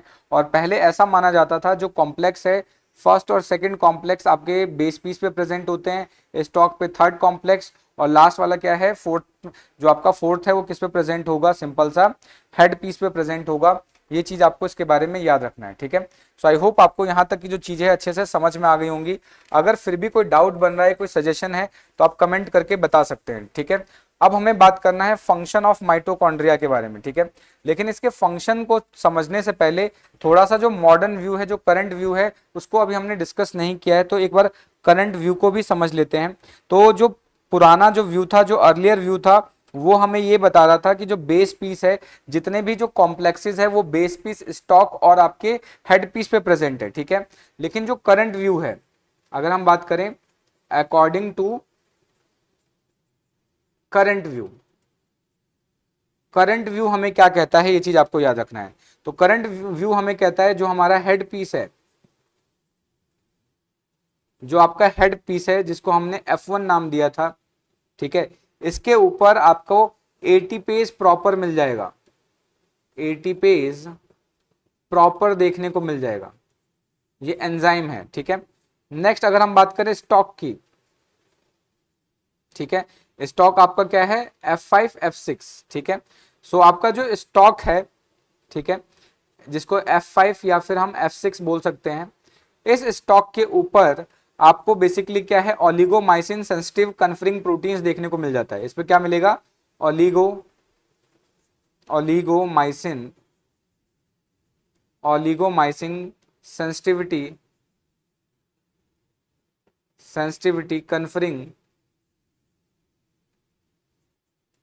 कन्फरिंग प्रोटीन देखने को मिल जाता है, ये चीज आपको याद रखना है। और जो आपका लास्ट वाला जो बेस पीस है, ठीक है, इस बेस पीस जिसको हमने F0 बोला था, ठीक है, इसके ऊपर आपको प्रोटॉन चैनल्स देखने को मिल जाता है, ठीक है, कंटेन प्रोटॉन चैनल्स, ठीक है। सो ये चीज आपको याद रखना है। ये सारी चीजें हम यूज करेंगे जब नेक्स्ट वाला लेक्चर, जब हम ईटीएस पढ़ेंगे, ठीक है। तो ये सारी चीजें आपको अच्छे से याद रखना है, ठीक है। तो ये सारा का सारा हमारा हो जाएगा करंट व्यू, तो इसको भी एक बार हाईलाइट कर देता हूं मैं, ठीक है।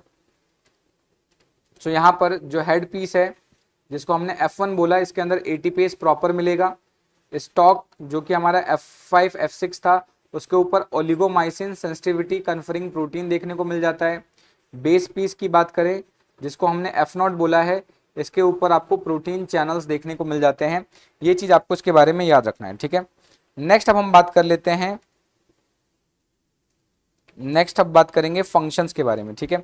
आई होप आपको जो सारी चीजें अच्छे से समझ में आ रही होंगी। अगर कोई डाउट है, कोई सजेशन है, तो आप कमेंट करके पूछ सकते हैं, ठीक है। तो नेक्स्ट अब हम बात करेंगे फंक्शंस के बारे में कि क्या फंक्शन परफॉर्म करता है, ठीक है। तो सबसे पहला जो फंक्शन है माइटोकॉन्ड्रिया का, वो सेलुलर रेस्पिरेशन में पार्टिसिपेट करना होता है, ठीक है। तो पहला क्या करेगा, सेलुलर रेस्पिरेशन, पहला फंक्शन आपको ध्यान रखना है कि सेलुलर रेस्पिरेशन होगा, ये चीज आपको याद रखना है।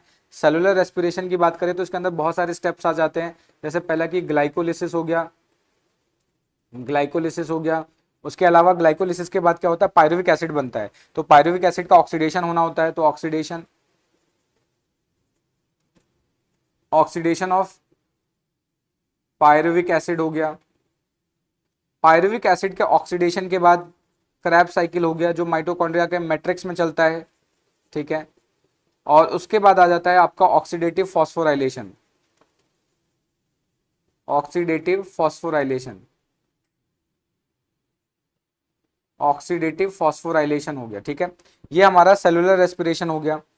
दूसरा फंक्शन की अगर हम बात करें तो ये एटीपी ट्रांसपोर्ट में हेल्प करता है, एटीपी ट्रांसपोर्ट। अभी मैंने आपको बताया कि सेल में जहां पर भी एनर्जी की रिक्वायरमेंट है, एटीपी की रिक्वायरमेंट है, माइटोकॉन्ड्रिया वहीं पर मूव कर जाता है और वहां पर उसको एनर्जी प्रोवाइड करता है, ठीक है।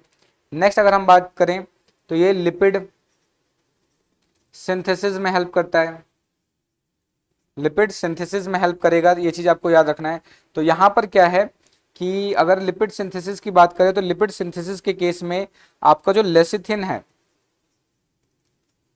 लेसिथिन हो गया एंड फॉस्फोटाइडल इथोनिलमाइन हो गया, फॉस्फोटाइडल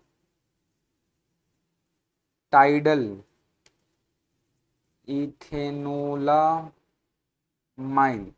फॉस्फोटाइडल इथेनोलामाइन हो गया, ठीक है। ये क्या करते हैं, ये फैटी एसिड्स बनाते हैं, यही लिपिड बनाने में हेल्प करेंगे, ये चीज आपको याद रखना है, ठीक है। फैटी एसिड हो गया, ग्लिसरॉल हो गया, ठीक है। उसके अलावा नाइट्रोजनस बेस हो गया, नाइट्रोजनस बेस हो गया, इन सभी चीजों को ये बनाने में मदद करते हैं, ये चीज आपको याद रखना है, ठीक है। नेक्स्ट फोर्थ फंक्शन की बात करें तो ये फैटी एसिड के इलोंगेशन में भी हेल्प करते हैं, इलोंगेशन ऑफ फैटी एसिड। तो फैटी एसिड इलोंगेशन में भी हेल्प करेगा।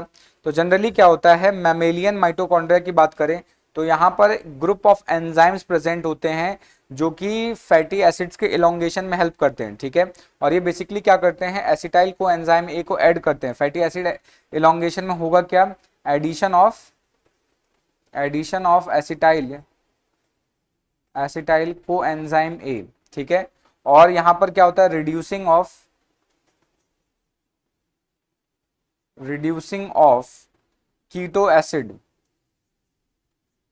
कीटो एसिड्स को निकाल दिया जाता है और एसिटाइल को एंजाइम ए को ऐड कर दिया जाता है, जिससे कि चेन का इलोंगेशन हो जाता है। तो ये चीज आपको इसके बारे में अच्छे से याद रखना है, ठीक है। तो इसी के साथ हमारा जो आज का लेक्चर है वो यहीं पे समाप्त होता है। होप आपको सारी चीजें अच्छे से समझ में आ गई होंगी। अगर फिर भी कोई डाउट बन रहा है, कोई सजेशन है तो आप कमेंट करके बता सकते हैं।